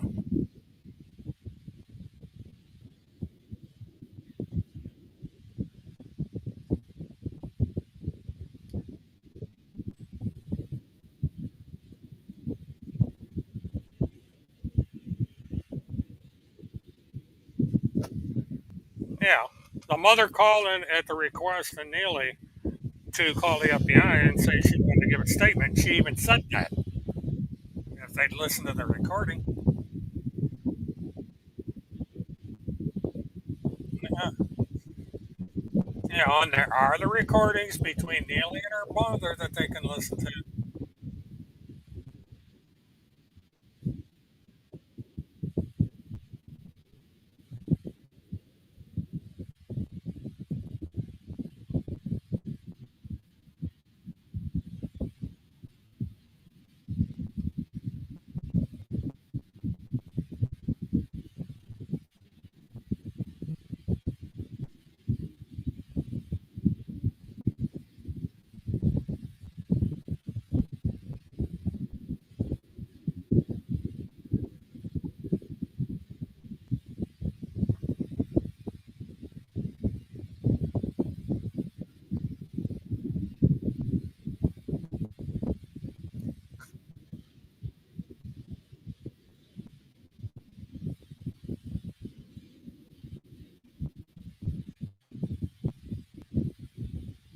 And here, there, she is uh, targeting a witness to a murder and accusing her of being a honeypot. Uh, and the mother and the daughter who were living at the house that ultimately called 911. Well, the mother is.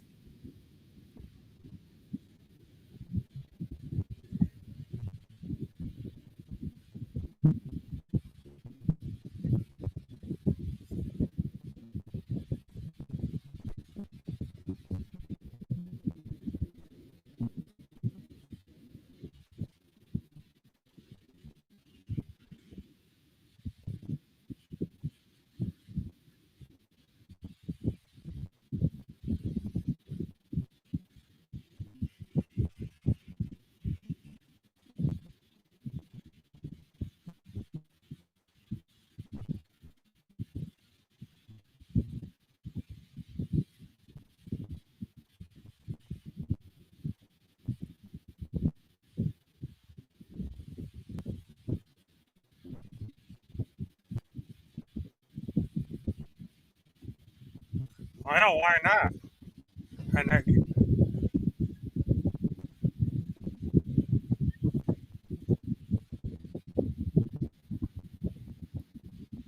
I'll just do the same thing.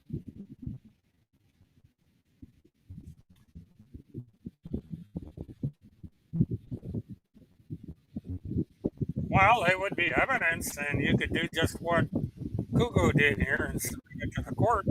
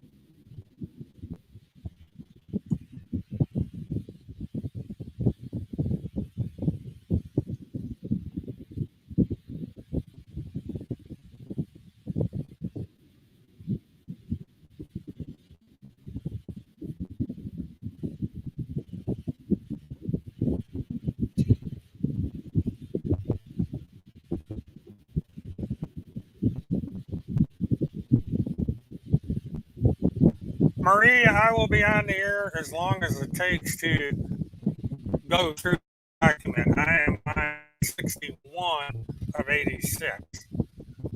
Um, and I will be, uh, I'm going to set up a file system so anyone that wants a copy of this can go to the file sharing and get it. So,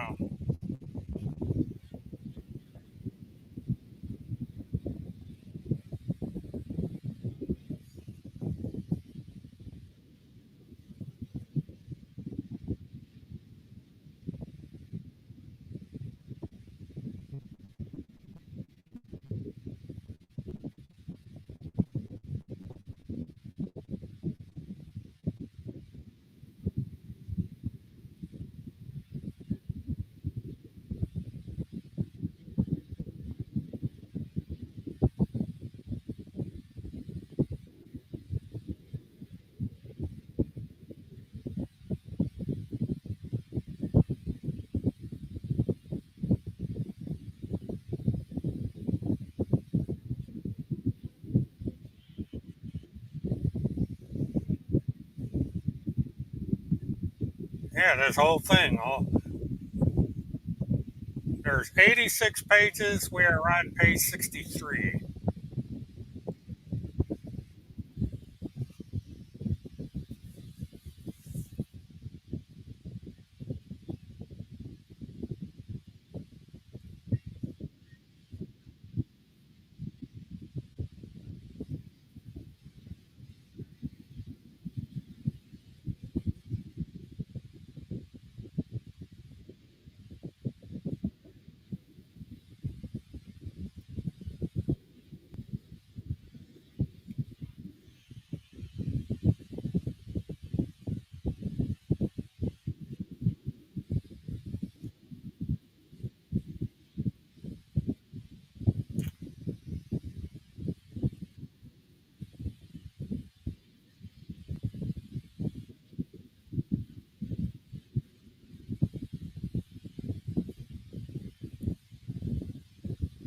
Anything is possible.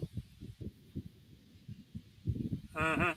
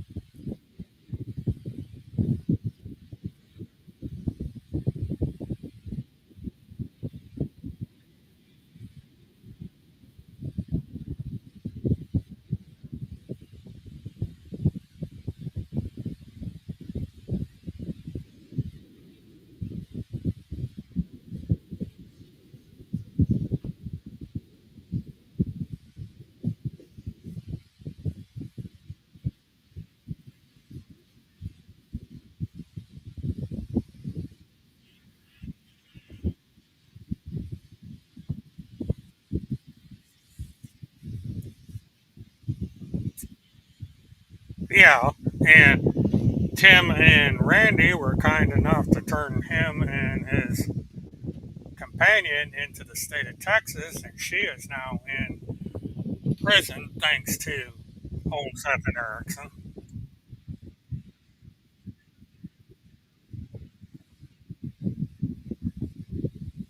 Hmm. In the Huskow.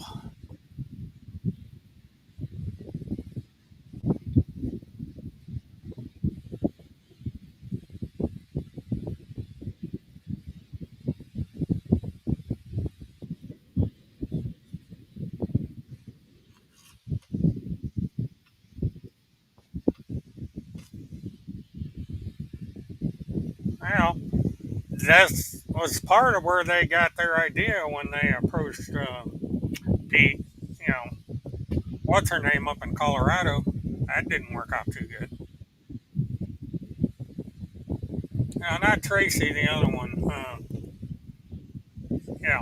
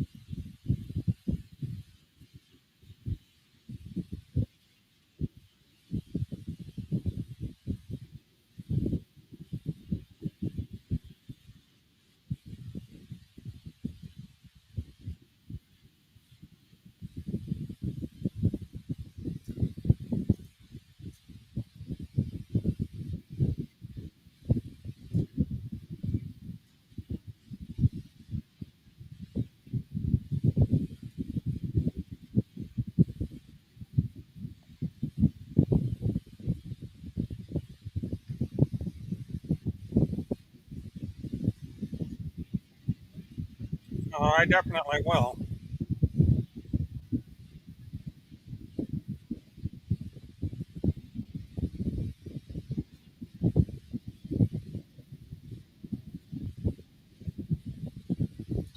Yeah, this is funny. Uh, she actually did me a favor because I've been trying to find this picture. But he went and put the great big Q on his car, and this was the car. Funny as it may seem.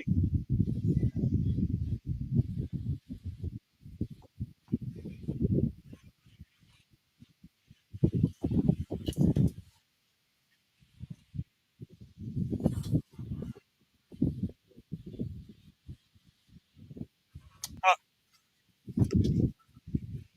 all right, I'll be right back, Alex. So keep everybody entertained.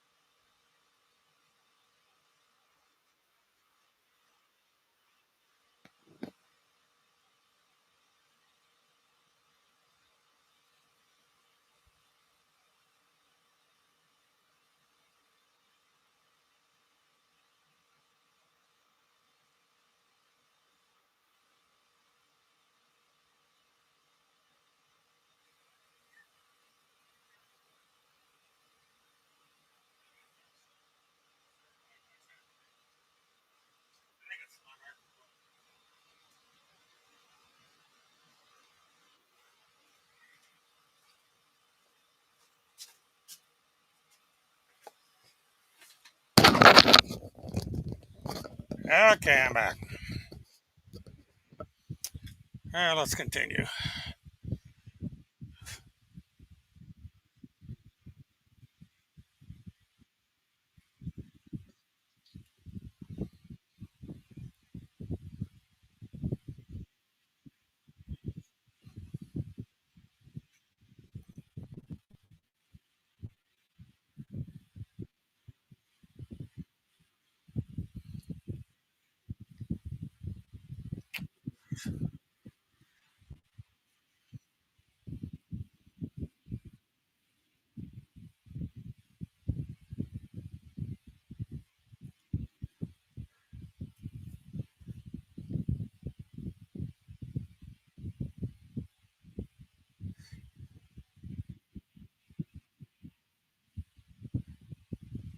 Well, what's interesting is they talk about be infiltrated QAnon movement, but Randy on her Facebook page almost daily would put up the Q drops, and this is one of the reasons I was attacked is because I called QAnon a fraud.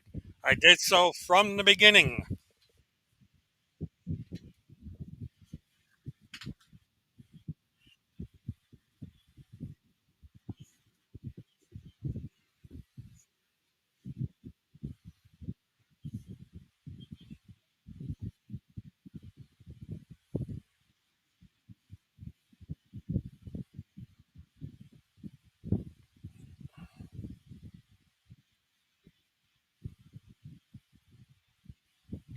A lot of these people were Q. I mean, it's for I yeah. Every time I turned around, the little church went up, and it was all Q drops and all these crazy words and numbers. And she was in the thick of it, and so was Timmy.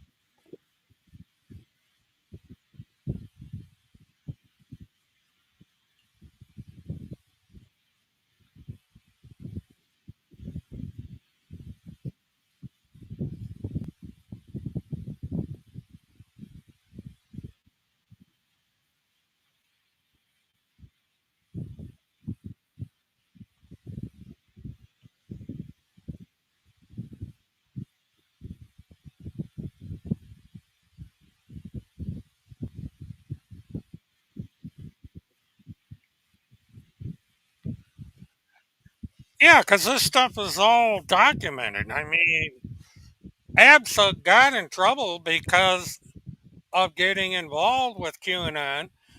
She got involved with Eric. She got involved with Erickson, Holmseth, Pendergrass, McConnell, all of it.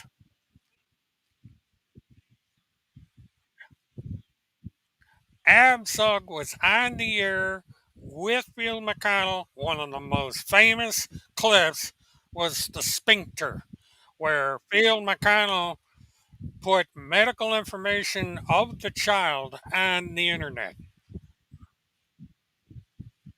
Right.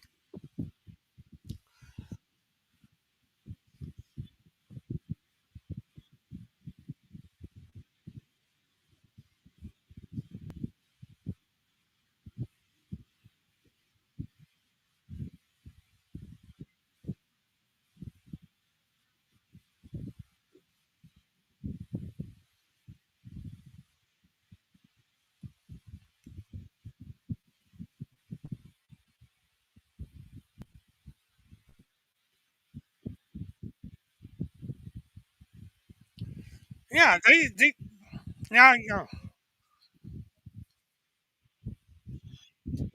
QAnon is a dying movement. That's one of the reasons it's not being talked about. They've gotten bored over there on 4chan and 8chan and so forth, and it's gone away. Now, there'll probably be something else come around to keep these conspiracy nuts busy. And I think Timmy is trying to be the next Q.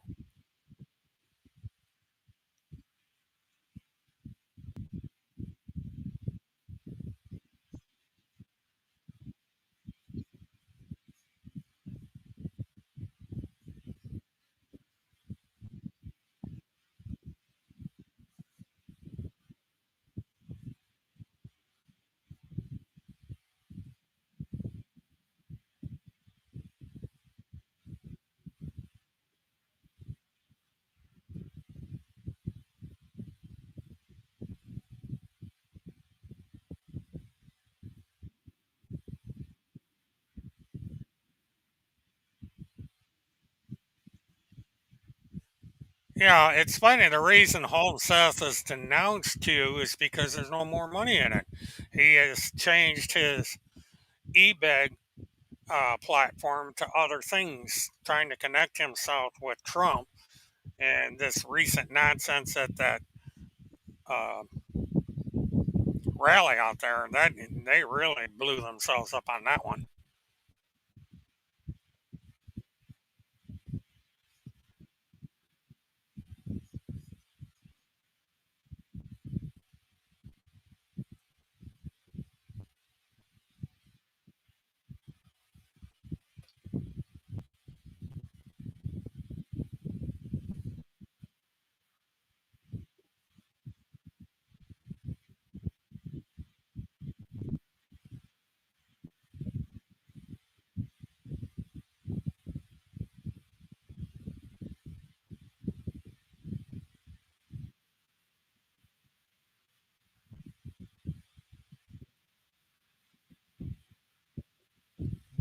86, and we're at 74.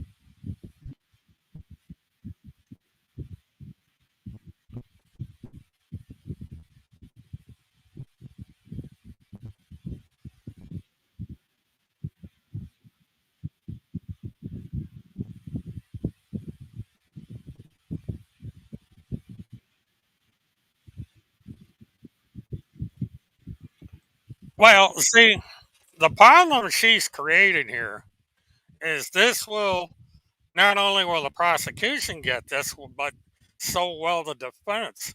And the defense is trying to plead innocent by reason of insanity, temporary insanity, but the defense can use this as saying that being part of all these people drove her insane because she couldn't separate reality from fiction. She got involved with QAnon and all the stuff with Chris Hallett, and she got on Field's show, and there's proof that Tim Homseth personally knew her and all this.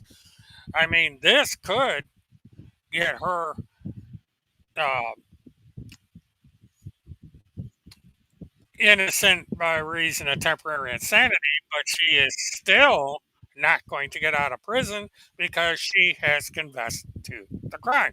It will. All this will do is keep her out of the electric chair. That's all this is going to do.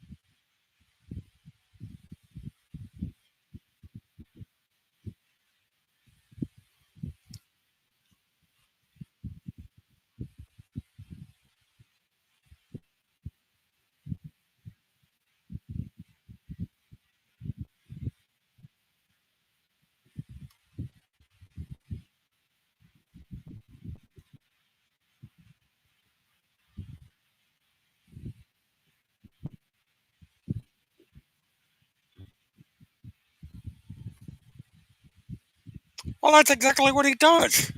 I mean, Jesus Christ. 14 that I know of. Yeah, and John Benet Ramsey, he got in the middle of that. Yeah.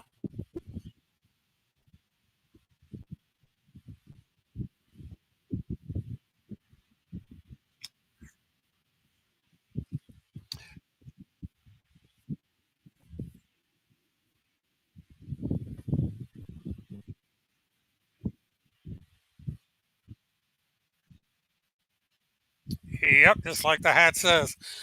It's an interesting paragraph. To my knowledge, blank, Pendergrass, Erickson, McConnell, and Hall had no real criminal backgrounds in the nefarious operation. Pendergrass has been arrested. Yeah, and Holmseth has been convicted of two, yeah, two felonies. And it's funny how, the felony record has been posted and they seem to ignore that.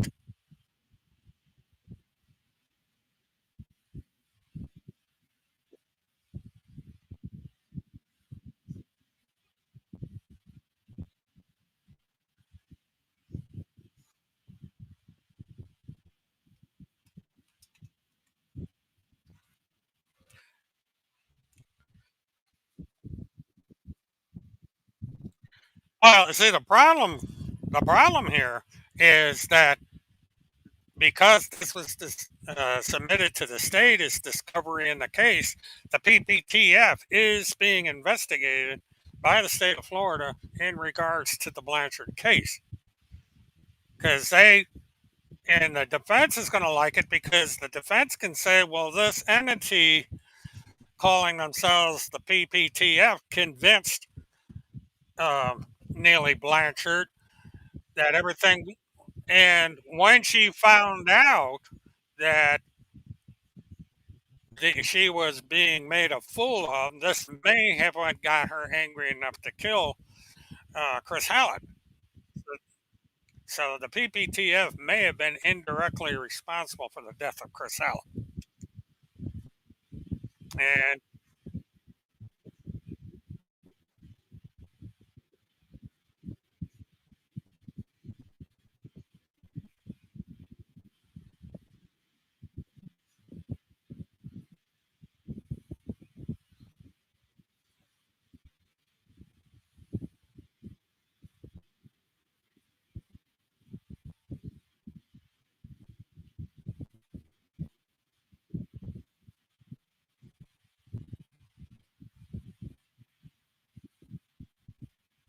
yeah, she did.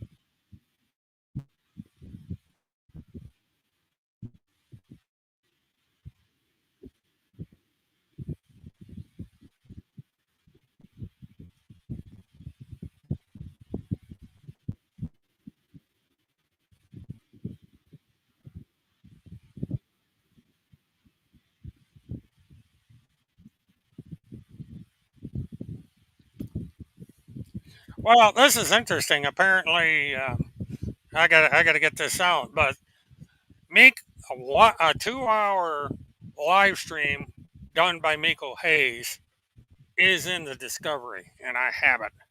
I just got to. I'm having trouble.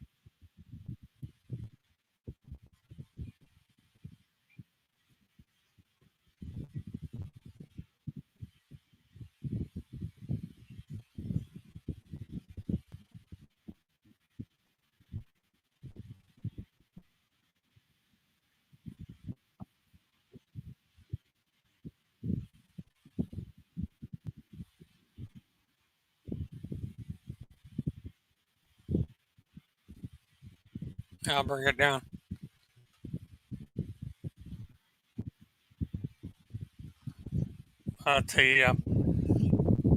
She got this wrong because I believe Miko Hayes got a hold of Neely's mother and talked to her.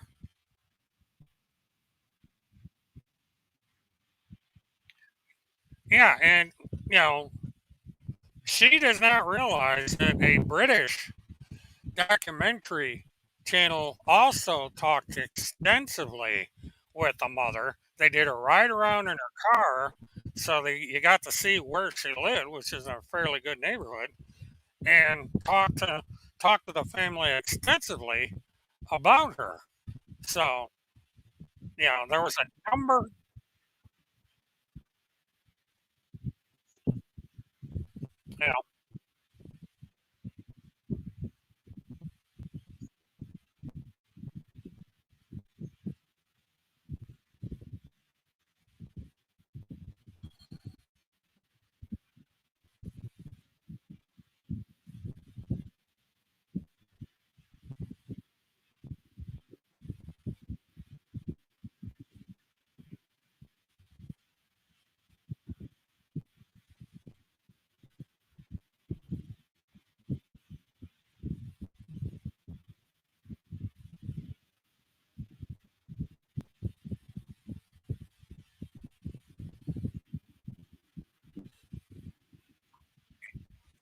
You know, this is funny here. On November 6, 2020, the FBI announced payback was coming to QAnon through Operation Chaos. Well, this is a surprise to me because Operation Chaos has nothing to do with law enforcement. It was the name of my week long documentary, and the reason it was called Operation Chaos is because it was entirely recorded a week before I put it on the air, and I deliberately made it seem as if I was in Minnesota live because I did not want to be harassed by these people. And everybody knew about it. I mean, geez.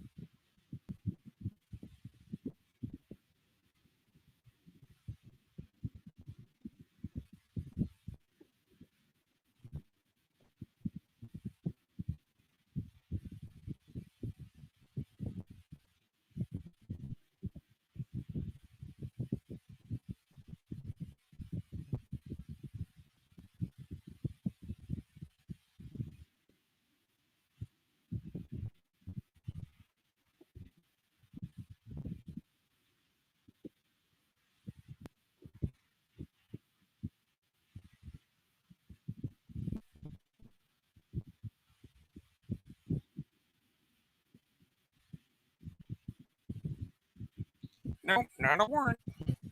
Not even close.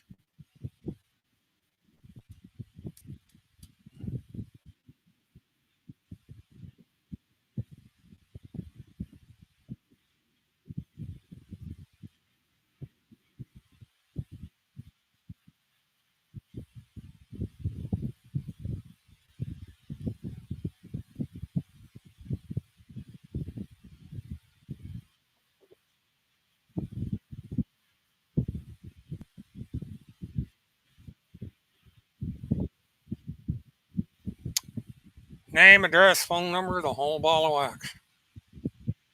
And this is a state document, so there's no violation because it's all public.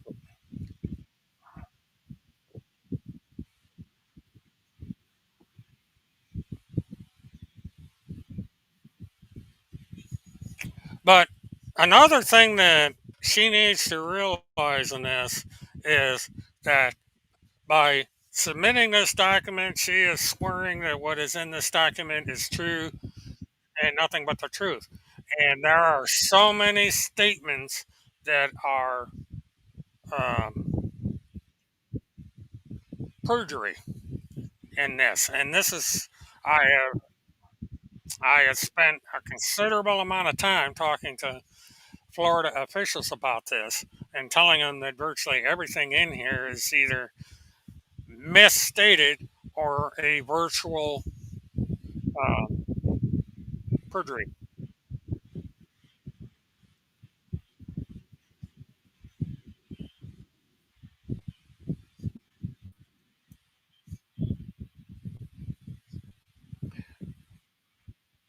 And again, this is where I,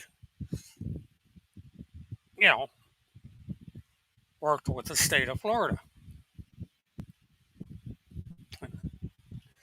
So now she stated that I wasn't working with the state of Florida. Well, this is concrete proof right here.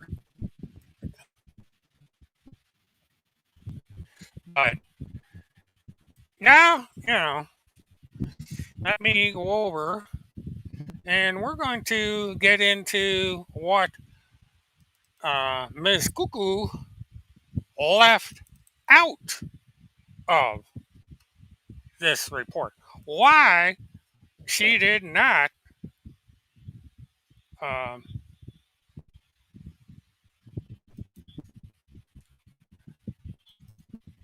okay, let me go to layers because we have,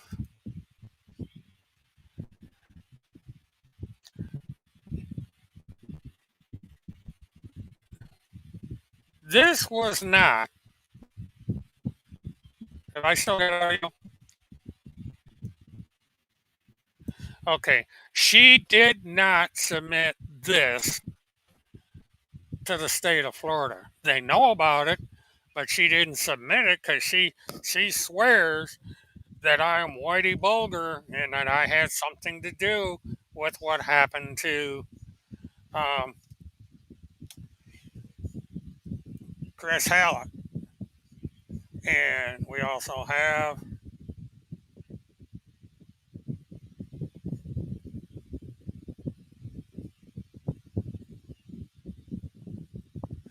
I'm trying to find, you see, they've done article after article after article claiming that I am the infamous Whitey Bulger. And, I just, and I told, the very officer that prepared that report, I told her about it. And this was,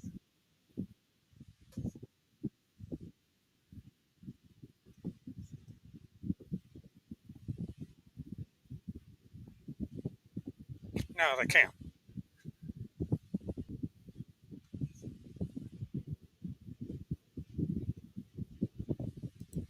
Yeah, which,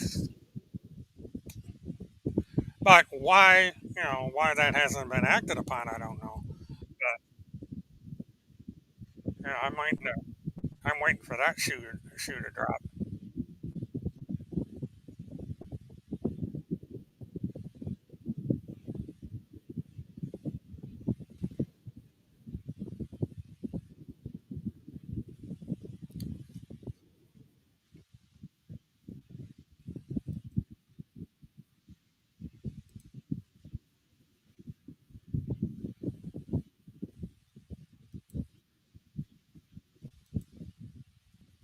Yeah, that would appear that way because,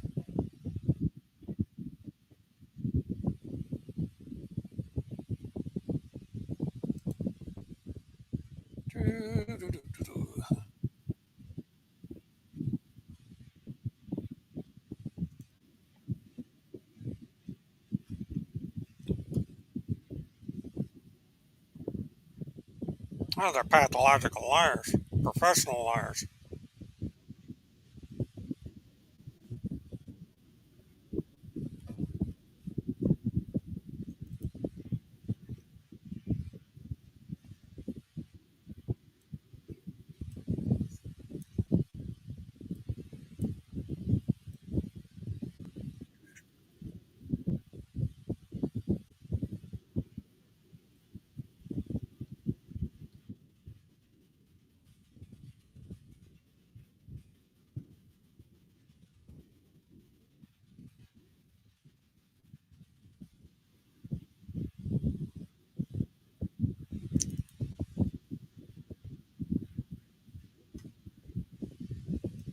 Now,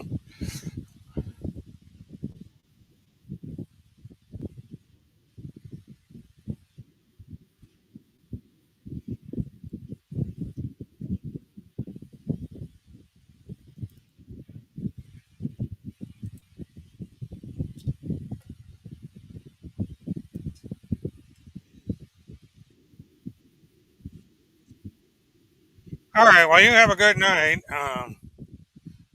Thanks for coming in and helping me out.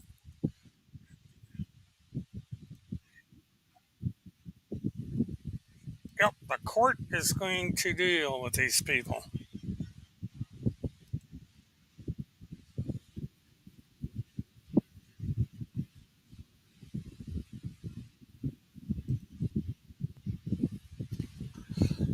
Yep. Now I'm going to try and do something here and it just went. Cool. So let me see. So yeah, you have yourself a good night, Alex, and keep in touch, and I'll get that material to you.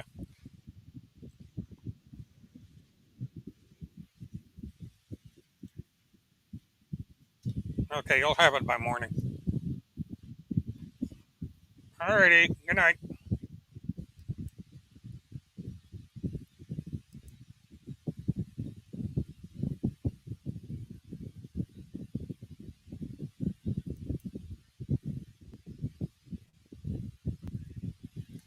Okay, now that was interesting. I'm going to try and put this up because this was more discovery that I had,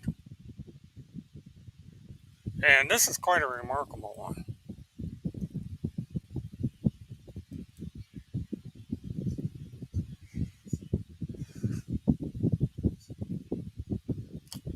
And so I'm preparing it.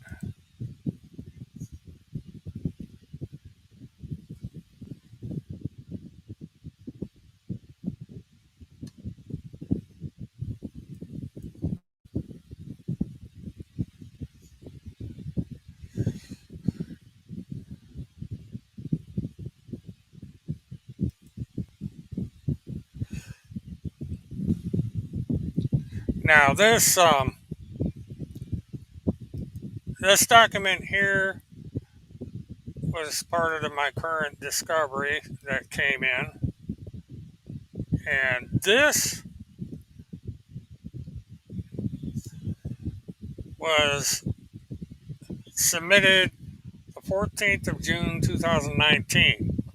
And it goes, I am Robert Petrie. I am filing a criminal complaint against my mother in law, Susan Lynn Blanchard. I am a resident of Gulf Breeze, Florida, in the county of Santa Rosa. I am an active duty service member in the United States Coast Guard. I need to be protected under the Servicemen's Civil Relief Act. I have been on active duty employment from the date 16 April 2019, 12 June 2019.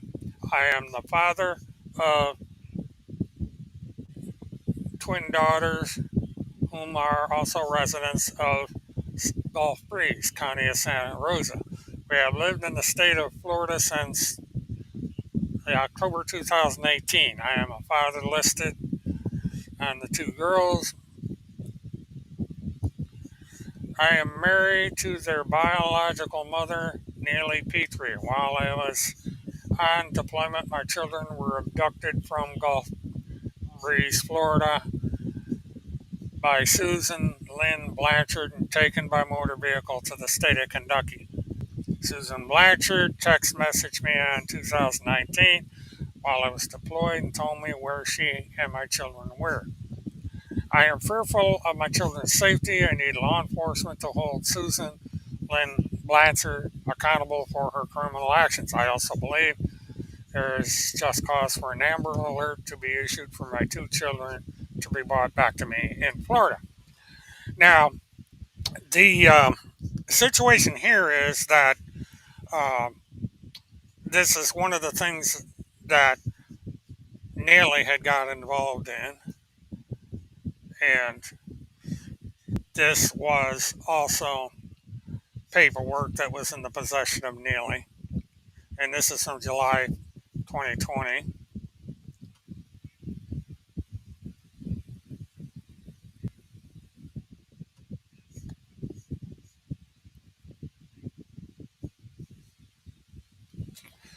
And I believe this must be a a rap sheet because it's got influence of drugs, reckless driving, possession of a marijuana, drug paraphernalia.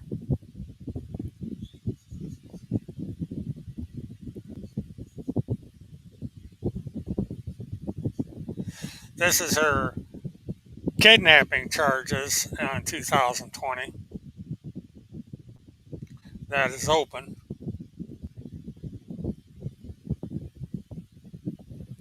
And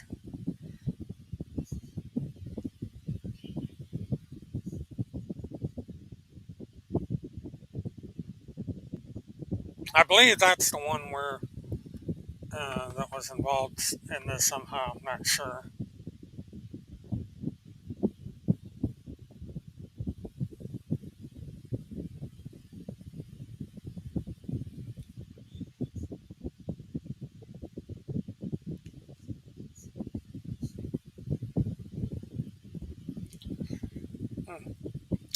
Neely Blanchard failed to appear. Reminds me of a certain Minnesota um, who didn't appear. Neely Blanchard was ordered to pay $246 per month. In addition, she was to pay another $54 a month for a total payment of $300 per month. Neely Blanchard is placed on notice that her taxes may be intercepted and the cabinet may utilize any collection efforts. So basically, Neely Blanchard was forced to pay child support for her children. And she owed a balance of $10,482.85 between January 25th, 2011 and August 31st, 2020. So she was behind the eight ball there.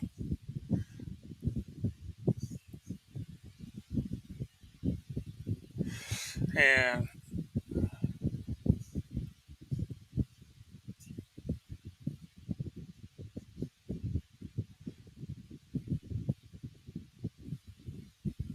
this has to do with the children. And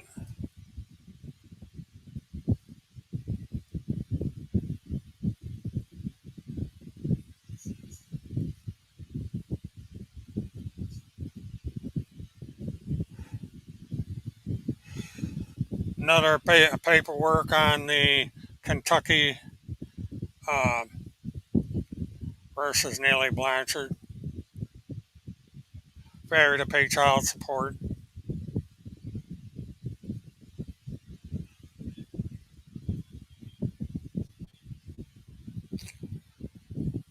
All her addresses. Audit of the child support.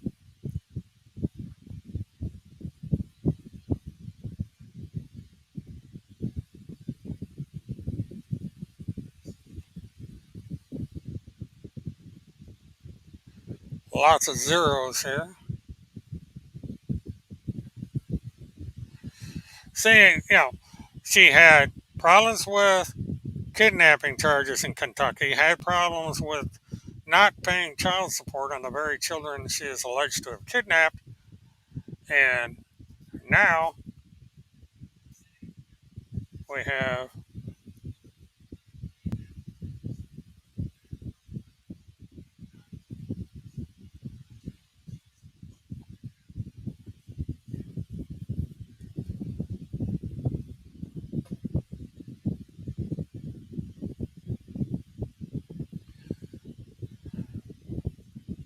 and they put this one upside down,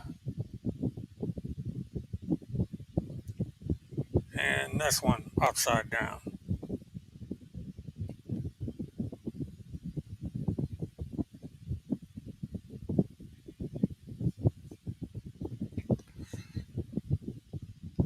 More on the child support case. See, Neely uh, kept getting herself in legal trouble.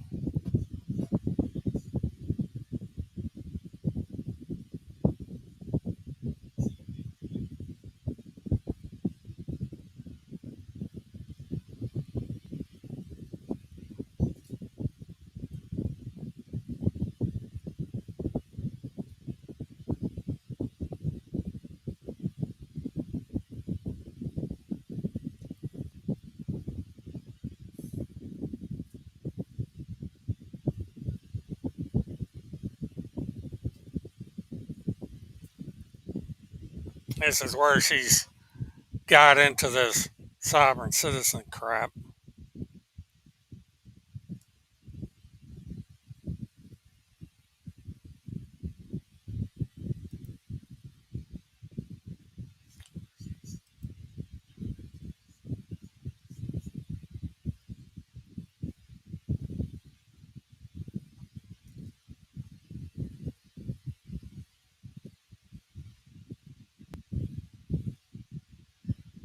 Seems to be we're getting a duplication of documents here.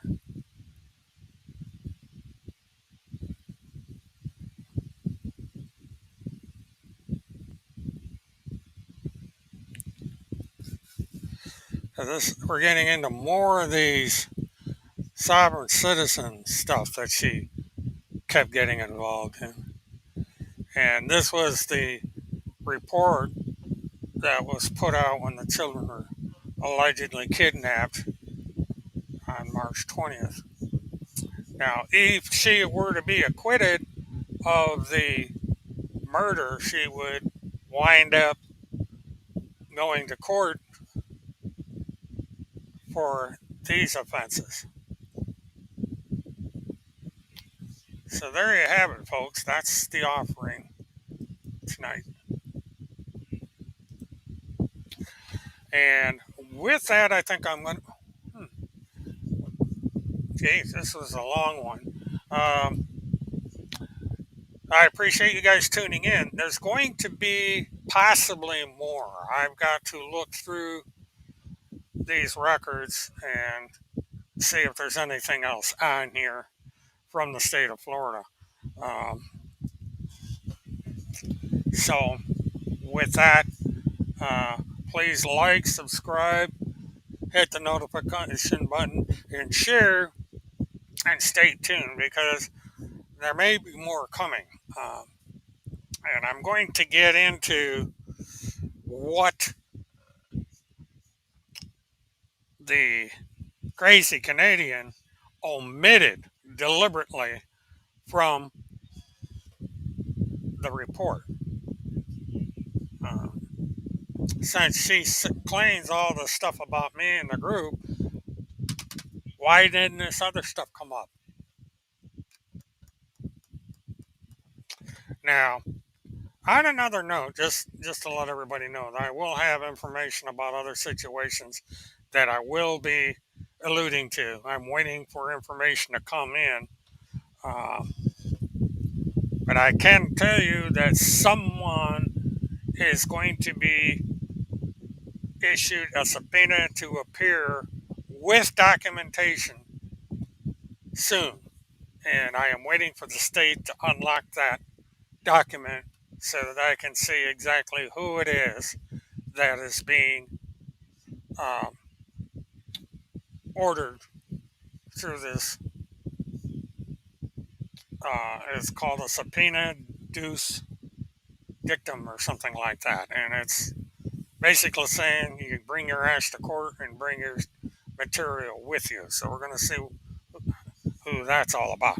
But it's interestingly enough, when this came about, around the time that I was talking to the state attorney's office about this nonsense that the crazy Canadian had put into the discovery.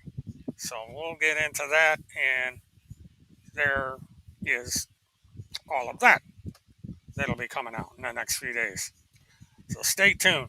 Until then, everyone have a good night, have a good week, and so forth. And until I meet again, have a good one.